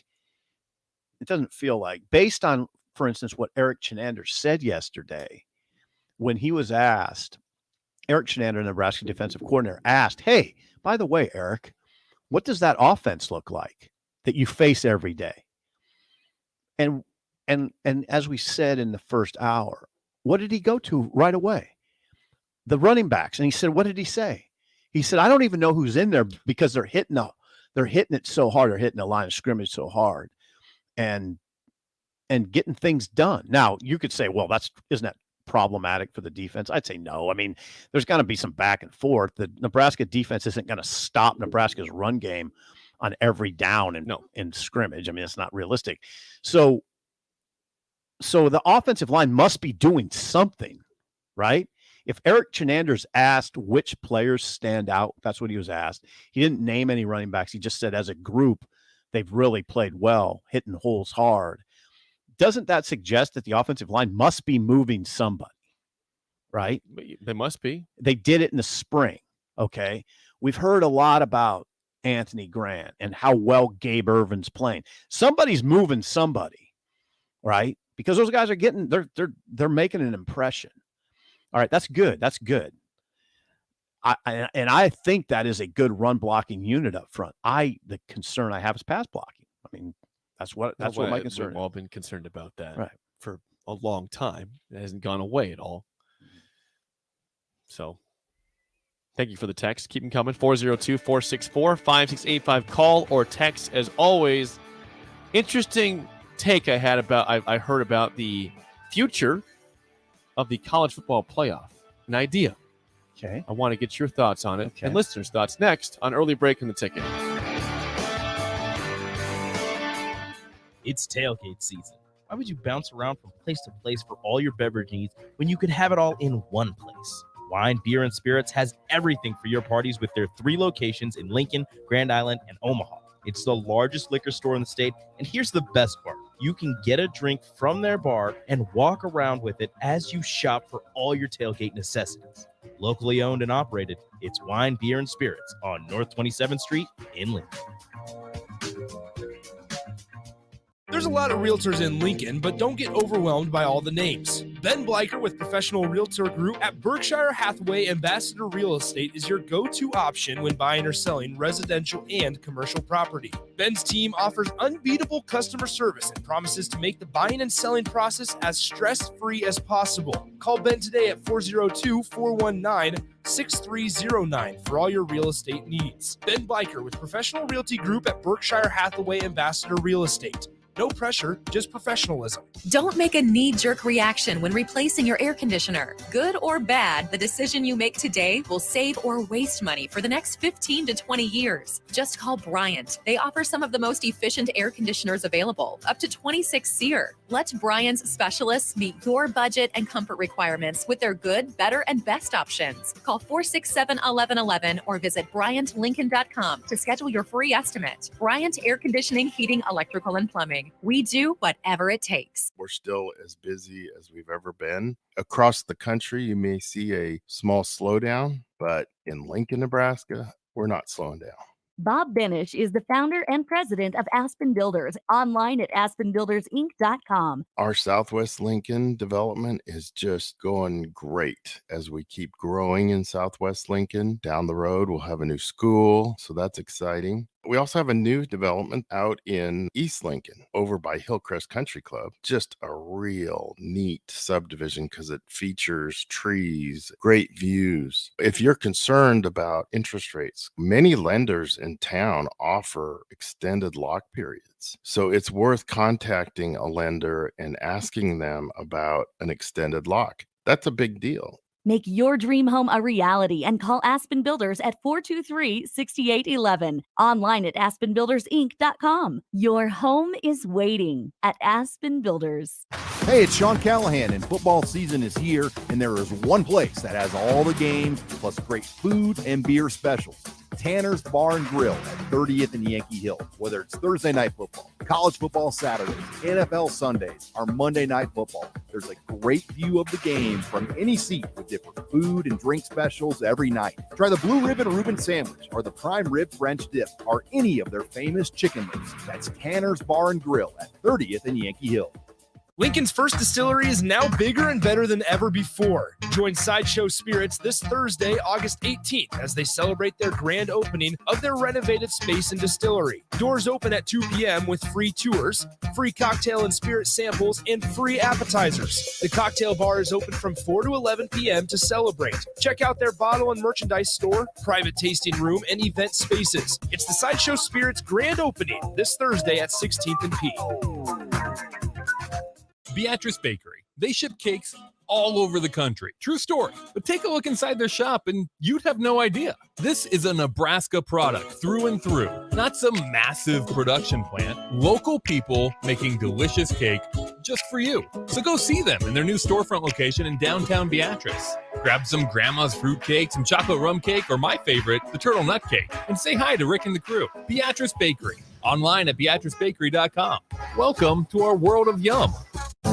The fall sports season is here, and Brown Shoe Fit is celebrating that with a sale on athletic shoes. From now through the end of August, get $10 off any regular priced athletic shoe up to $105, and get $15 off shoes regularly priced at over $105. These are shoe brands including New Balance, Brooks, Hoka, and On. Gear up for the busy fall season today with the athletic shoe sale at Brown Shoe Fit, located at 66th and Q. Rico here with HIS Auto Care at 70th and Van Dorn, letting you know HIS is a great place to bring your vehicle for service. With superior service bumper to bumper, we'll treat your vehicle like it's your mother's. Doesn't get any better than that.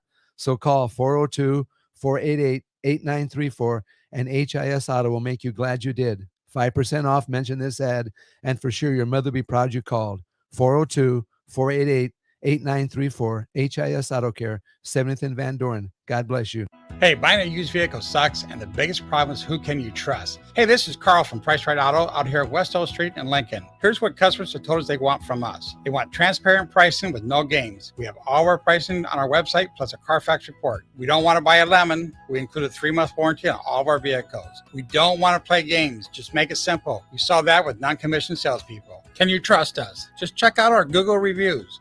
Again, this is Carl from Price Right Auto on West O. Check us out at pricerightauto.com.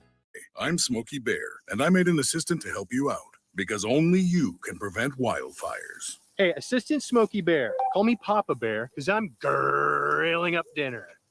You get it? Yes, good job. So what should I do with all these coals? Don't just toss them out. Put them in a metal container because those embers can start a wildfire. I understand. The stakes are high. Ha, ha, ha, ha. Learn more at SmokeyBear.com. Brought to you by the U.S. Forest Service, your state forester, and the Ad Council. Anybody who knows me knows I was cocky out of the womb. Is Early Break with Sip and Jake, brought to you by Gaina Trucking.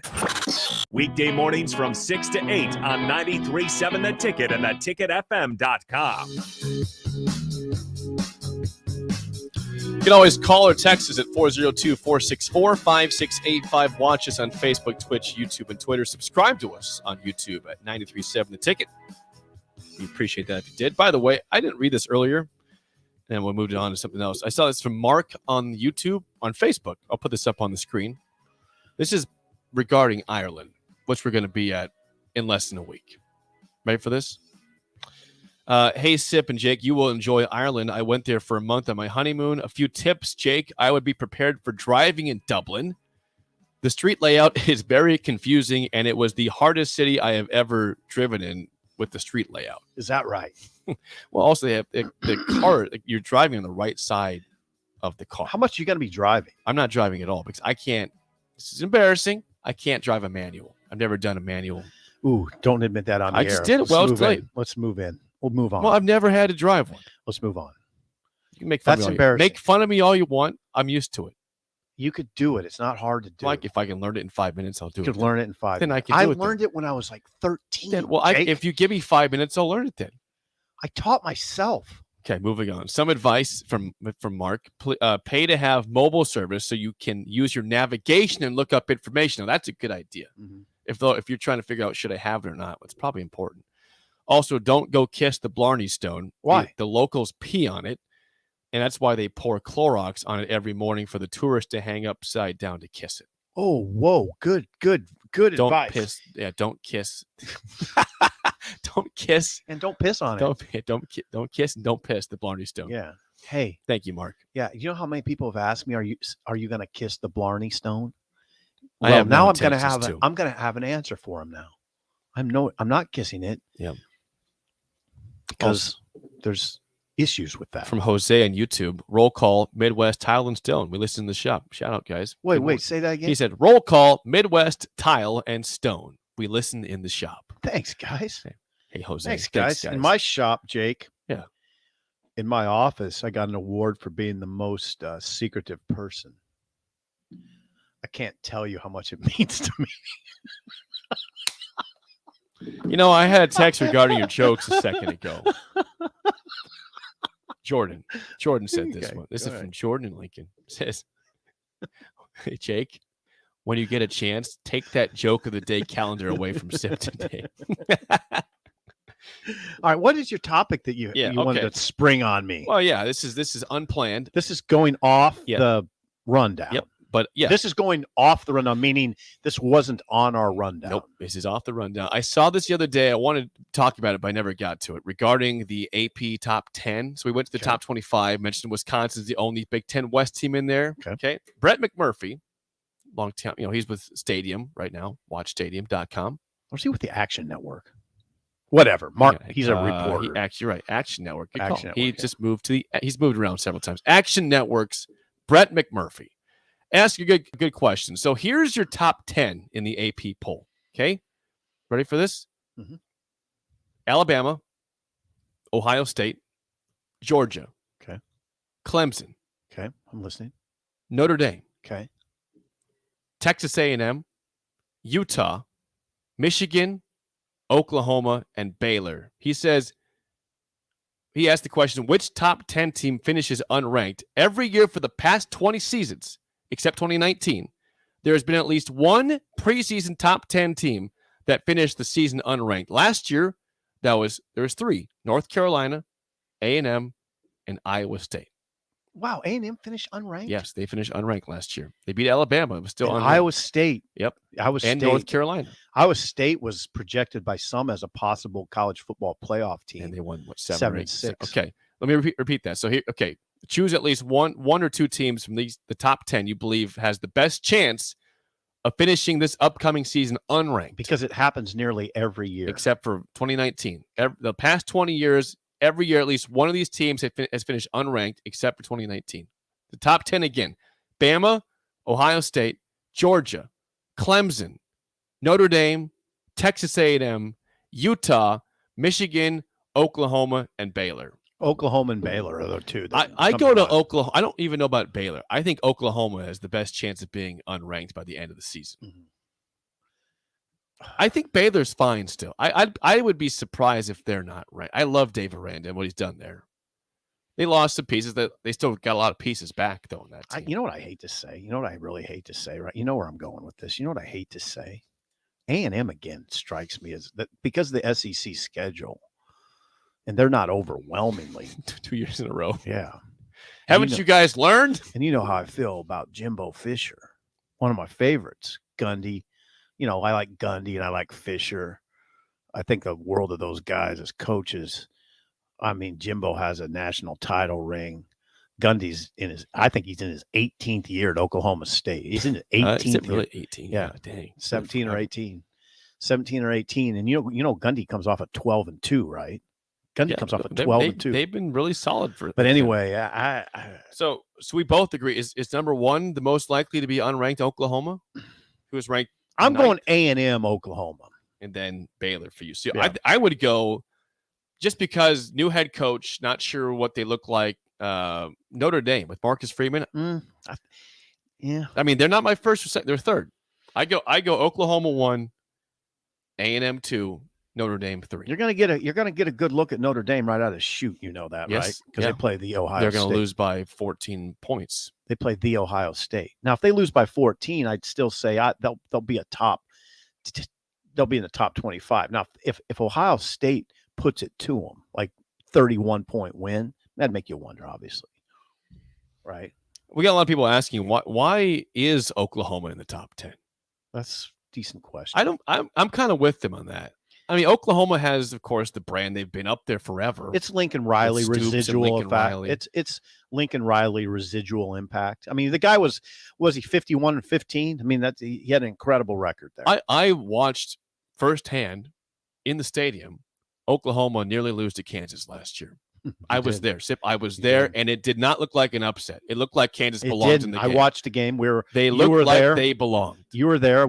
I was watching it, and I was texting you. Yeah, because it was a Nebraska off week. Right. Yeah, and it did not look like an upset. It really did. Looked like they were even teams. This doesn't look right. It didn't look like an upset about to happen. Like Kansas was winning the line of scrimmage a lot of the time, right? Yeah, they were. They're not great up front. They're not great up front. They weren't great up front last year. They're not great up front. Jason Bean, the quarterback, was having a great game, and and even Lance told us that he has been up and down the whole season. You know, he's good one week and bad one week, but he was really good in that game. That's a great stat by Brett McMurphy, by the way. Yes, the last 20 years, except for 2019, at least one team that was in the preseason AP top 10 has finished the season completely unranked. Mm-hmm. You can tell I'm not a big believer in A&M. I like Jimbo, but it just doesn't. That league is so tough. I mean, why? See, it's hard to pick Baylor finishing out of the top 25 because that league's not that good, right? That's why I think it's more likely. This seems weird to say it, but I think it's more likely of those two teams that Baylor is ranked and Oklahoma is not. Right. So, I mean, new head coach, new quarterback. You could turn around what I just said. You could turn that around on me pretty quick. Now, wait a second. You think Oklahoma would finish outside the top 25? You just said that league's not very good. Well, yeah, I stand by it, but I think Baylor's probably a little better than Oklahoma for one thing. I'm saying A&M's number one on the list, but that's hard. Number one likely to be unranked. It's a top 10 team. Right. Okay. That's hard though, because I've said Michigan, for instance, I'll be shocked if Michigan doesn't win 10. Just shocked I just think the schedule sets up pretty well for them, and they're in good shape. Yeah, I think they won't be top 10, but they'll be ranked. I think they'll win 9 to 10. Okay. Which is still ranked, but not out of the top 25.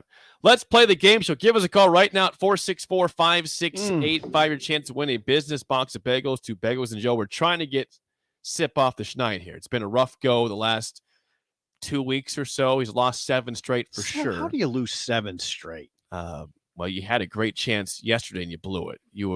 It was all for you to win. You didn't guess Gehring's population very well. It wasn't that bad. Well, you said convincingly under 8,000. It was over 8,000. But you said, "Oh, it's easy, 8,500." Yep, yeah. But you said without a question, "Give me the bagels under," and it was not. Today's a Wild Card Wednesday. How about some famous Scots? Not Scotland people, but guys named Scott. Scott Frost is not an answer today. Okay. Think you like famous Scots? Yeah, I do. Feel good about that? Yes. If you know your famous Scots, not Scotland people, but guys named Scott, 464-5685. Shut Up Sipple starts right now. We've all been there. You're listening to the radio, and then that rage starts to grow inside of you. It starts to consume you. It gets to a point where you just want to yell, "Shut up, Sipple!" No, sorry. I'm sorry. Well, here's your chance. It's time to shut up, Sipple. Call now to play. 464-5685. Shut up, Sipple. Brought to you by Bagels and Joe. Do you know a lot of famous people named Scott? If so, the game show is for you today. This be last name? No. Just first name. Not Adam Scott. Michael Scott. It's a fictional character, but it's also not him. Yeah. Oh, I just laugh when I think of Michael Scott. Not Francis Scott Key either. Oh. No. Okay. Mike, how do you feel about famous Scots today? Well, I think Sip might have a good chance of breaking the streak. Okay. Oh, Mike, thank you for your confidence in me. I'd like you to be more confident in yourself, and we appreciate you calling. All right, Mike, first question goes to you. What famous Scot was the lead singer of Stone Temple Pilots and Velvet Revolver?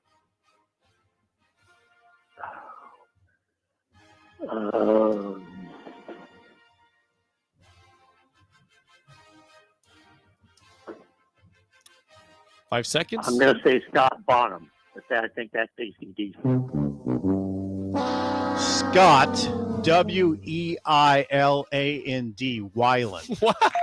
All right, I'm surprised about that one. That is correct, Yes. though. I think I got the exact spelling right. You spelled it out. Yeah. I should give you 2 points, but I'm giving you Oh, okay. one. I'll take 2. No, the Did you have it right away? Or did you Yes, think I about knew that? that. I knew Wow. that. Yeah, I've read about it. This might be your day then. We'll see. Okay, Sip, for the 2-0 lead. First question. What famous Scot was the founder and lead singer of Creed? What the hell kind of question is that? Who would know that? I guarantee you Mike's not going to know that. I guarantee a lot of people know this one more than Scott Weiland. Scott. You know his first name. What's his last name? The founder and lead singer of Creed? Yes, right.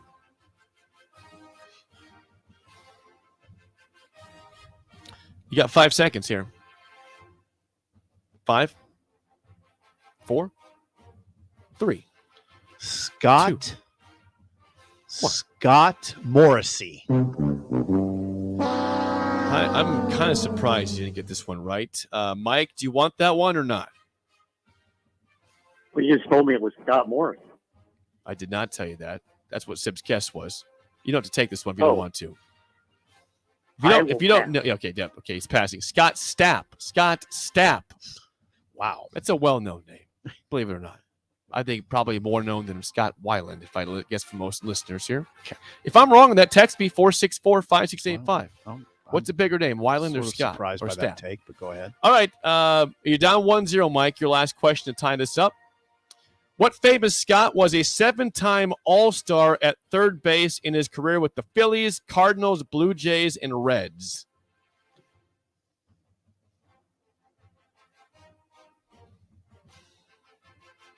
This is for you, Mike. Scott Martinez. Scott Martinez.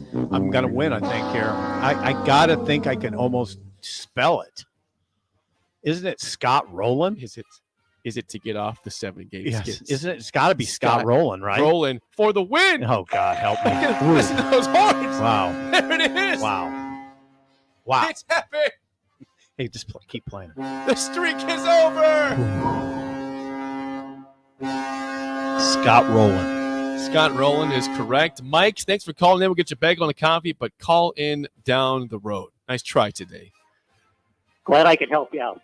There we go. Thank you, Mike. He's a nice man right Thank there. you. Sip, Scott you did Rowland. it. Thank you. You did it. He's no Mike Schmidt. No.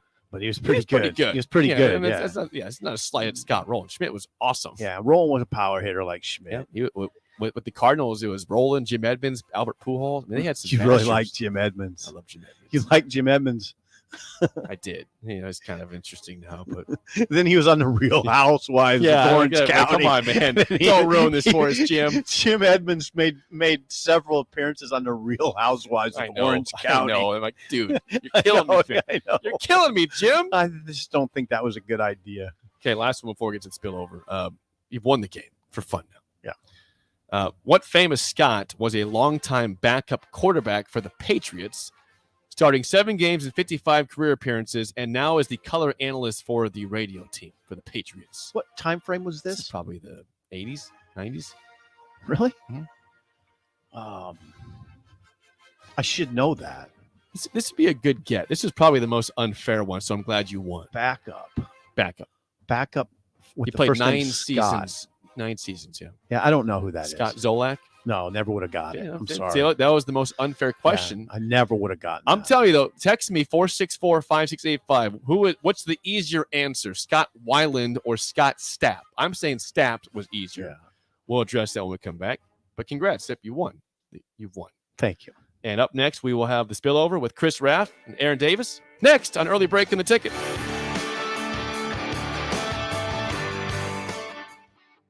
Gaina Trucking is hiring CDL Class A and B drivers.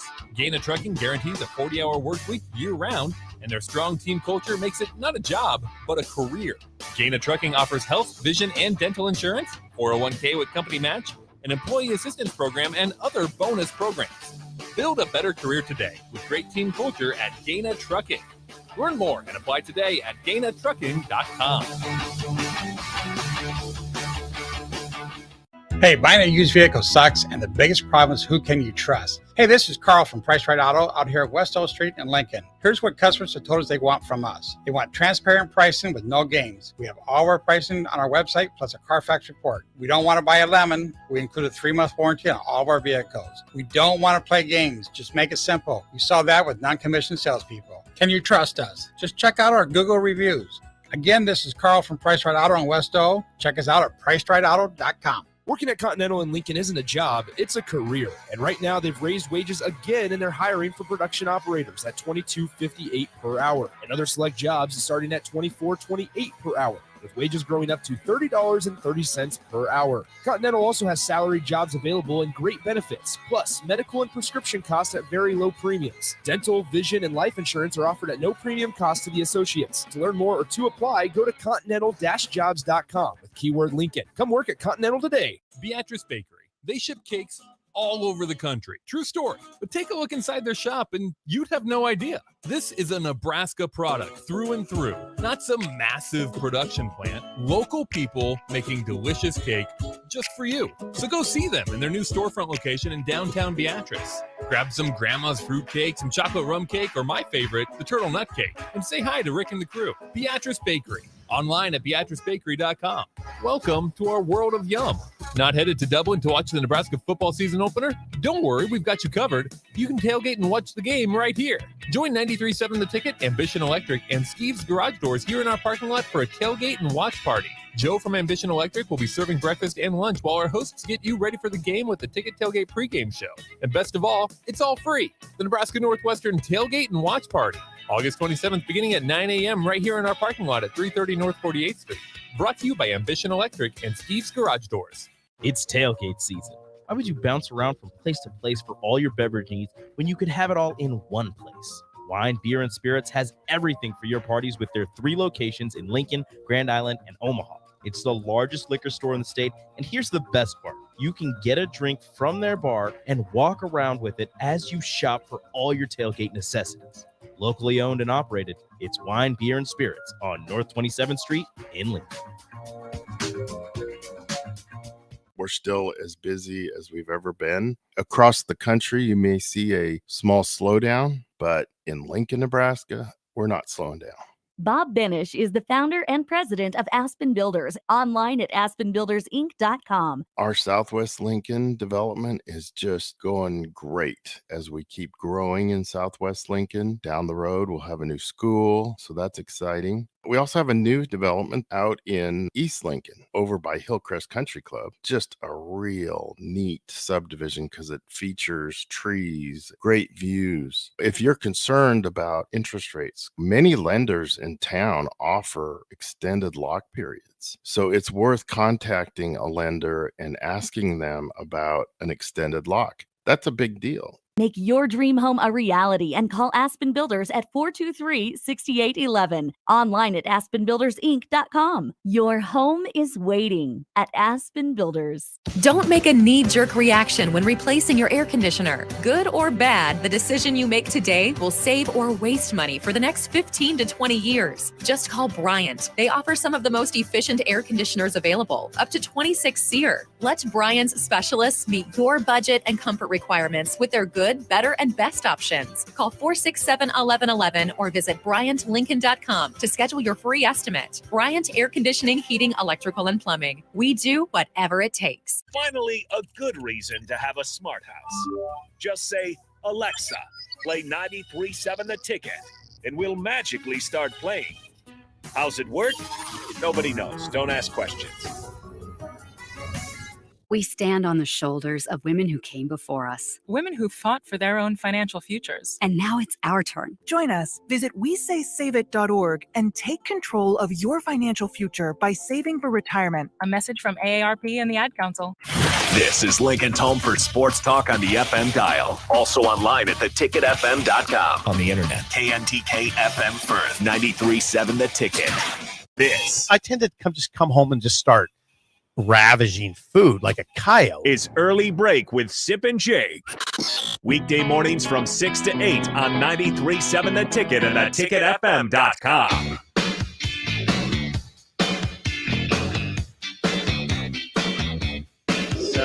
It is time for the spillover with Chris Raff and Aaron Davis. Morning, fellas. Good Good to see you. I was asking before we went to break to ask the text line, who's more well known, Scott Weiland, the lead singer of Stone Temple Pilots, or Scott Stapp of Creed? You guys both didn't know who either of those guys were. I knew Creed. Did you? Scott Stapp? Yeah. Did you know? Yep, So I knew that. the text line had a lot of response. I'd say it's 50-50. There's no easy answer to who was more well known. So I guess my assumption that Scott Stapp was more well known is not necessarily true, but it's not completely wrong though. Scott Stapp, S-T-A-P-P. He was in Lincoln a couple years ago. Solo act. Okay, we have the new fellas in here. How you guys doing? You ready to roll? I'm ready to roll, but I'm still. Why are you guys questions so hard? For goodness sake, Scott. I mean, I've heard of Creed. I love Creed. That other group, what'd you say? What's that one's name? Stone Temple Pilots. Did you hear what he said, Jay? STP, yeah. Did you hear what he said? Why are the questions so I hard? tried.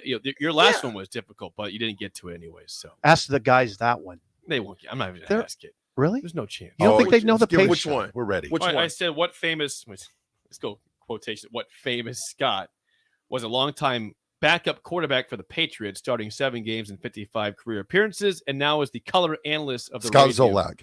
Bam. See, Rav knows all this stuff, Bam. dude. How do you know that? Dude. How do you know that, Ralph? He's a 6'8" I walking am- man of energy. I and know- useless information. I know Sports. my Nebraska football, but NFL football might be even a little bit better than Nebraska football. So Nice. you'd be hard pressed to find a guy that knows more about sports facts than Rav. Football. I'm serious. Football. You don't want to try me on like He that. said, he's a dude, he computer, said the answer before you even He knew finished it. finished it. Yeah, there's no. Yeah. Scott Zolak is not a household name. Let's just say that. Unless you're in the rap house. Helen. Or if you're in New England, sure. Zolaks. Yeah. Yeah, Dude, I've never heard of that guy either, man. Scott Zolak? Sorry. No, you're fine. Sip didn't know it either. No, So I'd never that was heard- an unfair question. Aaron, I'd never heard of him. I had neither, dude. Really? I'd That makes never me heard feel of, better. I've never heard of Scott Zolak. Makes me before. feel better. It makes me feel like this. What games is he announcing? The Patriots, Patriots. New England Patriots. On their network. On their network. On their Yeah, network. he's not. Okay, that He's makes not sense. CBS or Fox. He's Okay. just the Patriots guy. Okay. So that's why I said quotations famous, because he's regionally famous, not in New nationwide. England. Yeah, he's Okay. famous All in the right. Boston area, All not in But Nebraska. but I'm glad Aaron asked that because the questions usually are pretty hard. Not always. I've Of course not always. when you're on a losing streak, the questions get a little bit easier for you. That So one was this not easy. So this though. was easier? No, actually, I think he had tough questions today, but he got him. He got the steal of Scott Weiland up the bat. You got Scott Rowland for the win. You missed Scott Stapp, which I thought was the easiest question of all of them, besides Scott Rowland. Did any of the listeners get any Yes. questions right? Yep. Well, the guy who called it, Mike, didn't get any questions right, so Okay. he went 0 for today. But Sip, Okay. Sip ended a 7-game losing streak today. Yeah, there was some pressure on me from the management too. We're giving away way too many Yeah, bagels. come on, man. Yeah. DP's like, look, bro, you got to step it up, dog. Yeah, I was starting to straight. I was starting to feel a little bit. Yeah. I wasn't on the hot seat, but it's probably a couple of losses away from that. Let me flip it back to you guys, man. They said in Ireland, when me and Raph were both trying to blaze our way through 48th Street, don't kiss the what? It's called the Blarney Stone. The Blondie Stone? Blarney. The Barney Stone. Like Barney with an L. Blarney Stone. The Blondie Stone. I don't. Now you can kiss the Blondie Stone. I can find it. I was looking at this thing. I'm like, yeah. Hey, that was good information and intel he gave you. Yeah, Yeah, he said they pee Pretty- on it. I'm not yeah. gonna go, kiss that thing. They you Clorox sickos. it, though, I every don't morning. care. It's got So- pee on it. Yeah, so what does the Clorox really do, man? I mean, it just makes ammonia plus ammonia, bleach, Clorox, a lot of bad combinations. Yeah, there's still What that pee on. is. There's still Just pee look on that at it stone, and take man. a picture and keep Yeah, your distance. That's right. Yeah. Let me ask you both this. Yes. Okay, so I'll start with you, Sip. What is besides the game? What are you most looking forward to when you go to Ireland? Like, what's your spot you got to go see besides the pubs? I've not scouted it out. I just want to make sure that it's not just like driving through Papillion. I've seen this before. This looks familiar. I just don't want to. I don't want to get there and go, this doesn't really look any different than Gretna. I mean, I don't want. I want to see like something that's. I've never been to Europe, so I want to see something that looks like the images I have conjured up in my mind of Europe and Ireland. William Wallace type movie background settings. There yeah. I need a lot of green. Green. I need a Green lot of space, gray. yeah. I need a lot of green and gray. A lot of burnt grass. Yeah. I need a lot of like redheaded people. Okay. Redheaded people in Papillion. Is that what we're talking about? Yeah. You want to see a bunch of redheads in Ireland. Yeah. I think that's Irish all they have people. is red hair up there. Irish people. What percentage of Irish people have red hair? I don't even know. I just think a lot. It seems like a lot of the ones that I knew growing up in Columbus had red hair. A lot of red hair. Yeah. I could see the familiarity with Columbus and Ireland. you Yeah, know? yeah, it rings a bell, right? Yeah. You got the I mean, SCOTUS up it's there, always about the pubs. It seems like because there's so many pubs. I don't have a specific like. I don't plan on going to the countryside. Sip, are you a golfer though? No, I'm golfing up there. I don't hold on, because I'm coming to you next. How could you might start liking the golf if you try over in the that's like the birthplace of golf, bro. The birthplace. You gotta take clubs. No, you don't. I'm not taking clubs. I'm renting clubs. Rent 'em. Yeah. I'm not a good golfer. Neither am I, but it doesn't stop me from playing. I took Sip out to Jim Egger about a year and a half ago. And that was his first time playing golf in 15 years. That makes me sad, but also happy at the same time that I got him out to Jim Egger. Yeah. We need to go back out there one of these days. But yeah, I just don't. It just doesn't fit in my life very much. Right. I don't have like 4 hours generally. I don't either, but I just kind of squeeze it in there. Yeah, you got to make time for golf. I know you do. It's You an do. important thing in life. Like, No, it's not to me. Yes, it is. If you played with me more often, I'd show you why it's a necessity in this. All right, so Jake, what do you plan on doing in Dublin? Well, I won't be in Dublin for a ton of time. I'll be in Scotland for a lot of this time. Okay, so you won't be around? Well, I'll be in Dublin like on Wednesday or Thursday. Okay. So you won't, not when you get there. Okay. I'll be like Wednesday, Thursday. But Okay. and Thursday, Friday, Saturday, and then leaving Sunday. Okay. What's the distance between Dublin and Scotland? I don't know. It's a quick flight on Ryanair. It's probably like a half hour, 45-minute flight. I don't That think it's very quick. long. Yeah, That it's quick. I mean, they're right by each other. Okay. If I'm wrong, you guys can make fun of me. But Plans. Gonna play Plans. some golf in Scotland, not Ireland. Playing golf in Scotland. There you go. And then we're gonna see a castle out there. I think we're gonna see. What? Listen, I didn't make all the plans here. Okay. We're gonna go see I Guinness am in kind of laughing Dublin. at you, like A castle. Listen. A random castle. what's the significance of this? All right, castle? all right. It is. You want? sound Let me fix There it for better you. be some world history at that sucker. If There I'm might going to a castle.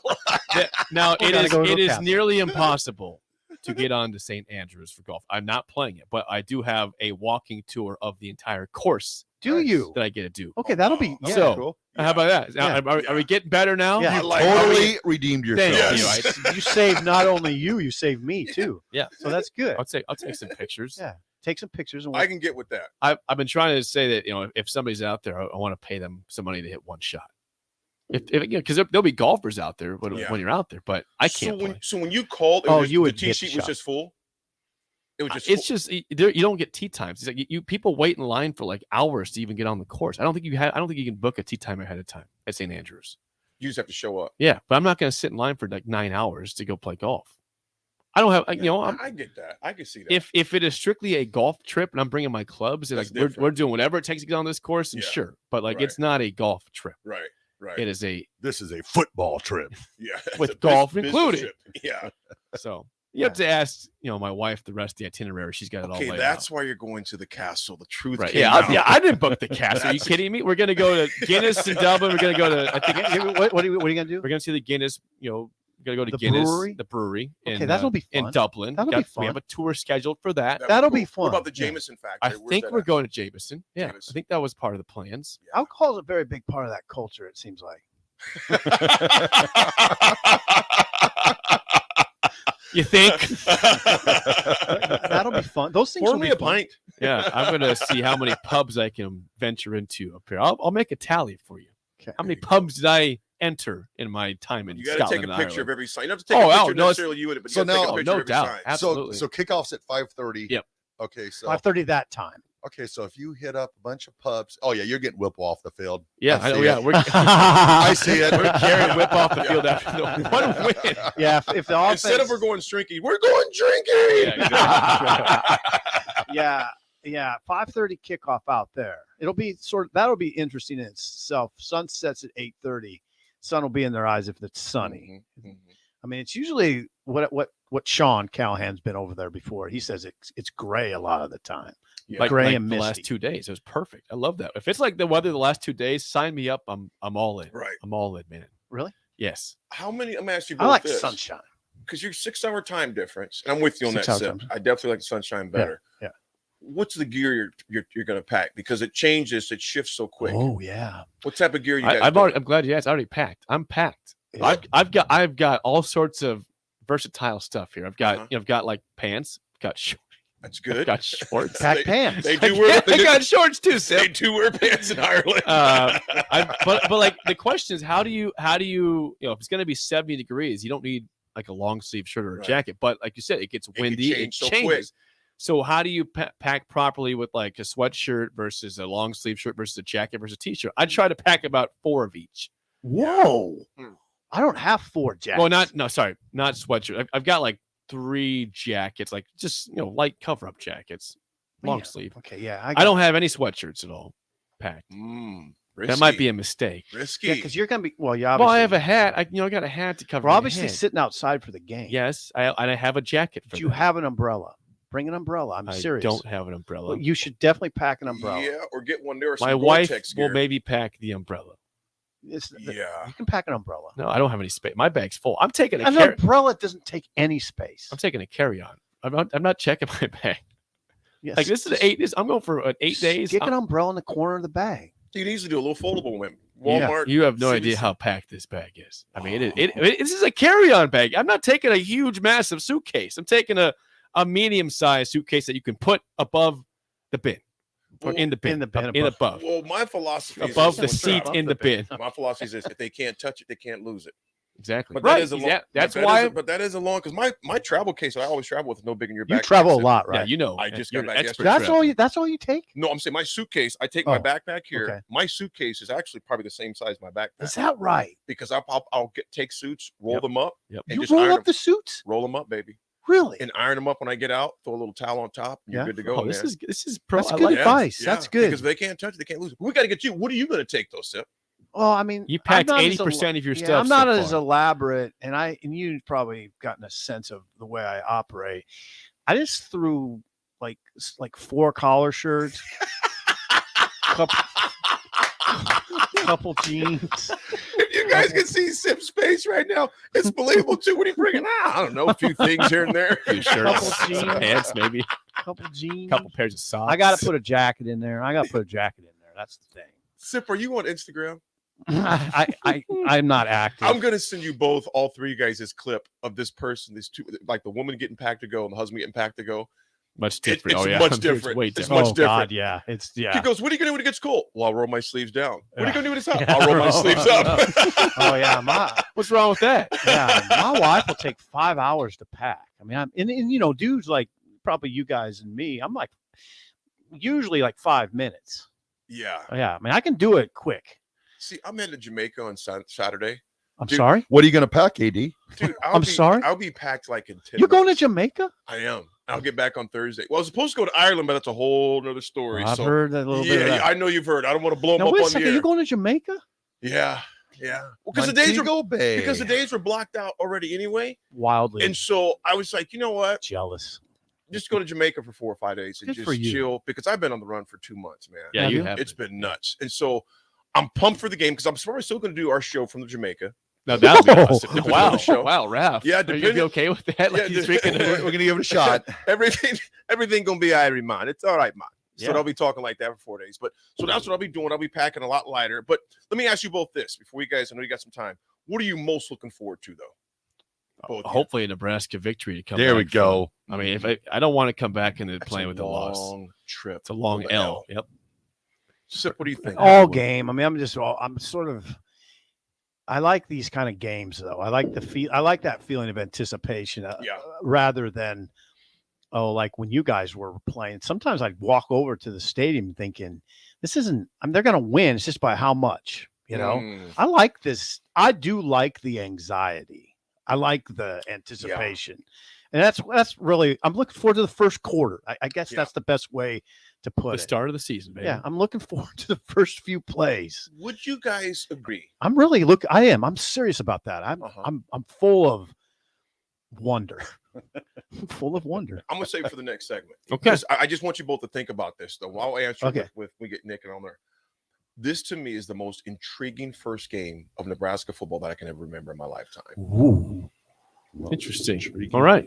There's never been a first game to where we've had this type, the number of that's a good point. The number of things that are going on. Yeah. You know, the Foreign coaches, country, the offense, foreign country, 6-hour difference. Oh my God, you're new right. quarterbacks. That's a great segment. That's a great segment. It's just weird to me, man. No, that's a great segment. That's a great idea. Now that you mention it, I can't remember anything. Sip, you've been following this. I mean, you guys think about that for the show. Yeah. Man. Think All about right. that. Okay. It's just I don't It's know. a great- It's getting hard for me to sleep, which is I shouldn't say that, but it is. I'm just excited and just also like you nailed it. Just the anxiety, like There's a ton that goes into the conversation, and it's not always like that. You don't always change your offensive staff. You guys, I mean, back when you guys were Nobody playing, changed they it. never Anybody. did, right? It was a You huge change deal. his offensive staff, and then you seldom do you have a situation where your coach's back is against the wall and everybody knows it. Yes. Everybody knows it. Yes. I mean, it's just fact. And then you add in the social media element. Yeah, It that. just gets Yeah. It's on a Explosive. loudspeaker now, man. Huge. It's Yeah. big. All right. I want to think about something else. I'm getting nervous. All right. Well, that's coming up next on The Drive with Raph and AD and Nick. For Steve Sipple, I'm Jake Sorensen. See you. We're still as busy as we've ever been. Across the country, you may see a small slowdown, but in Lincoln, Nebraska, we're not slowing down.